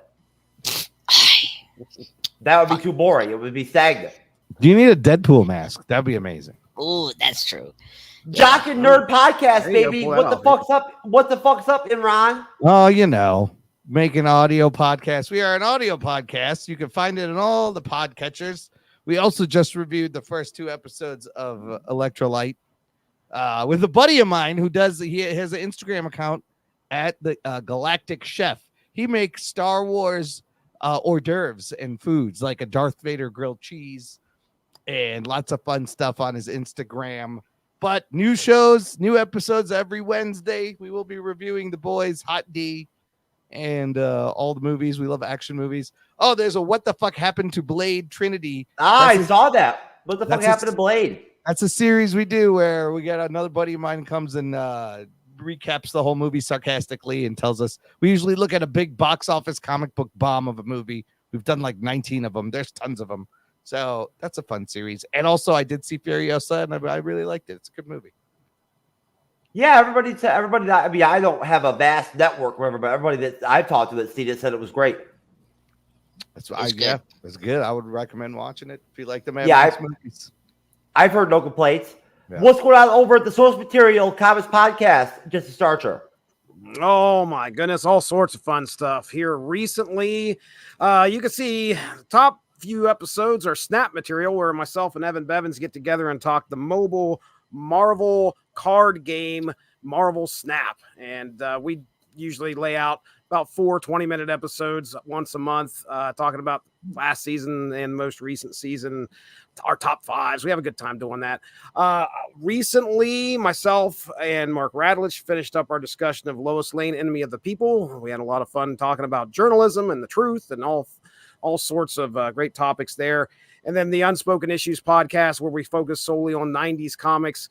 I think recently we recorded a few things here. I can tell you that there's a whole host of like 100 and some episodes of Unspoken Issues comics. So if podcasts, if you like 90s comics, we're usually grabbing something from there. Yeah, you could probably, let's see. Scroll down just a little bit there. Yeah, what kind of 90s comics are you guys talking? I like that idea.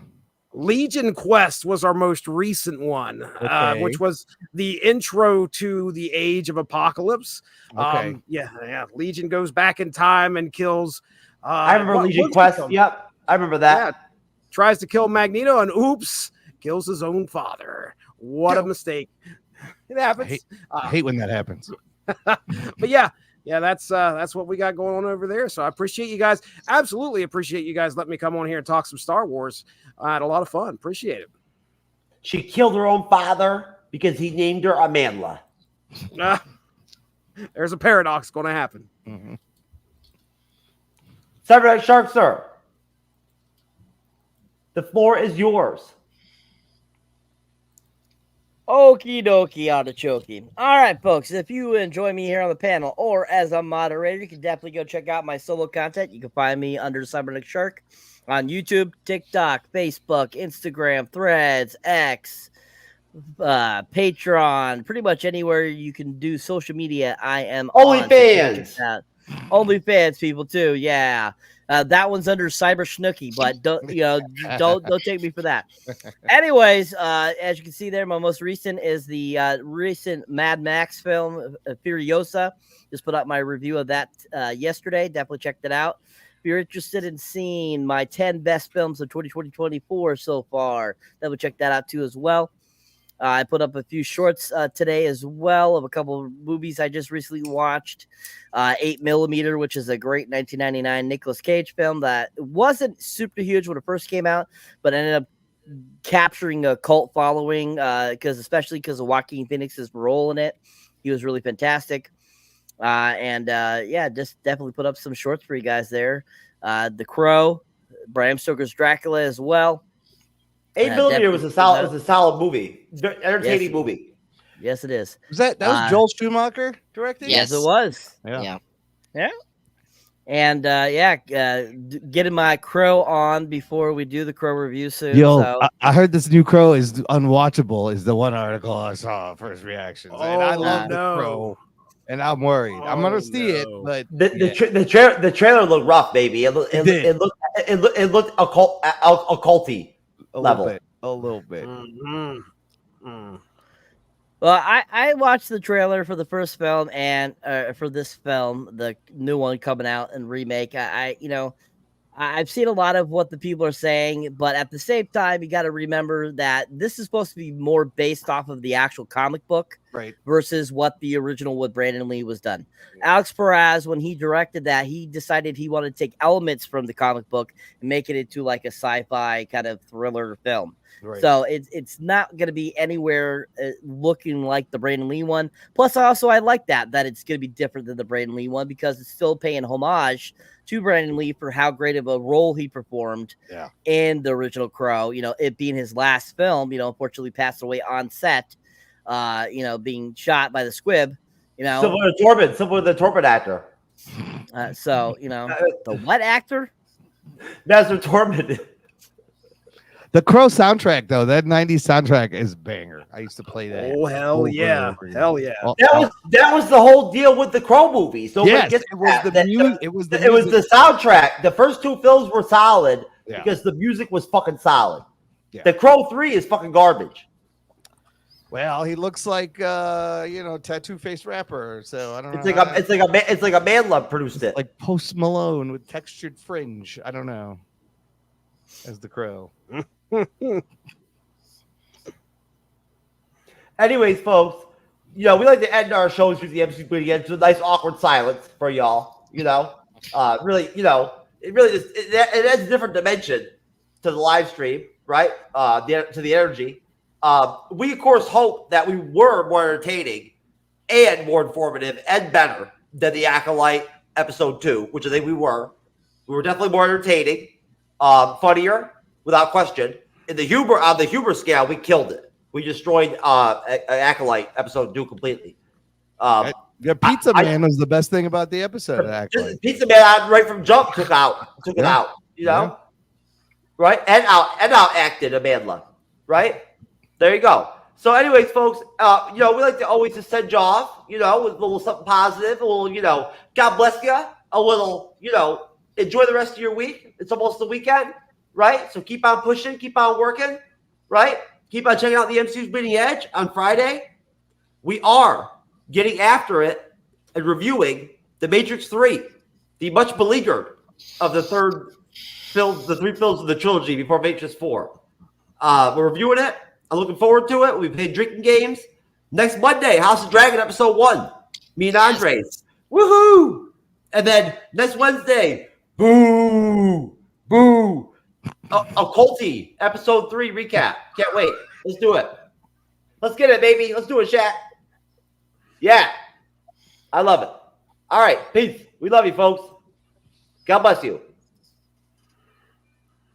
Oh, I'm sorry. That's the new Olympic event that's going to be coming to the Olympics this year.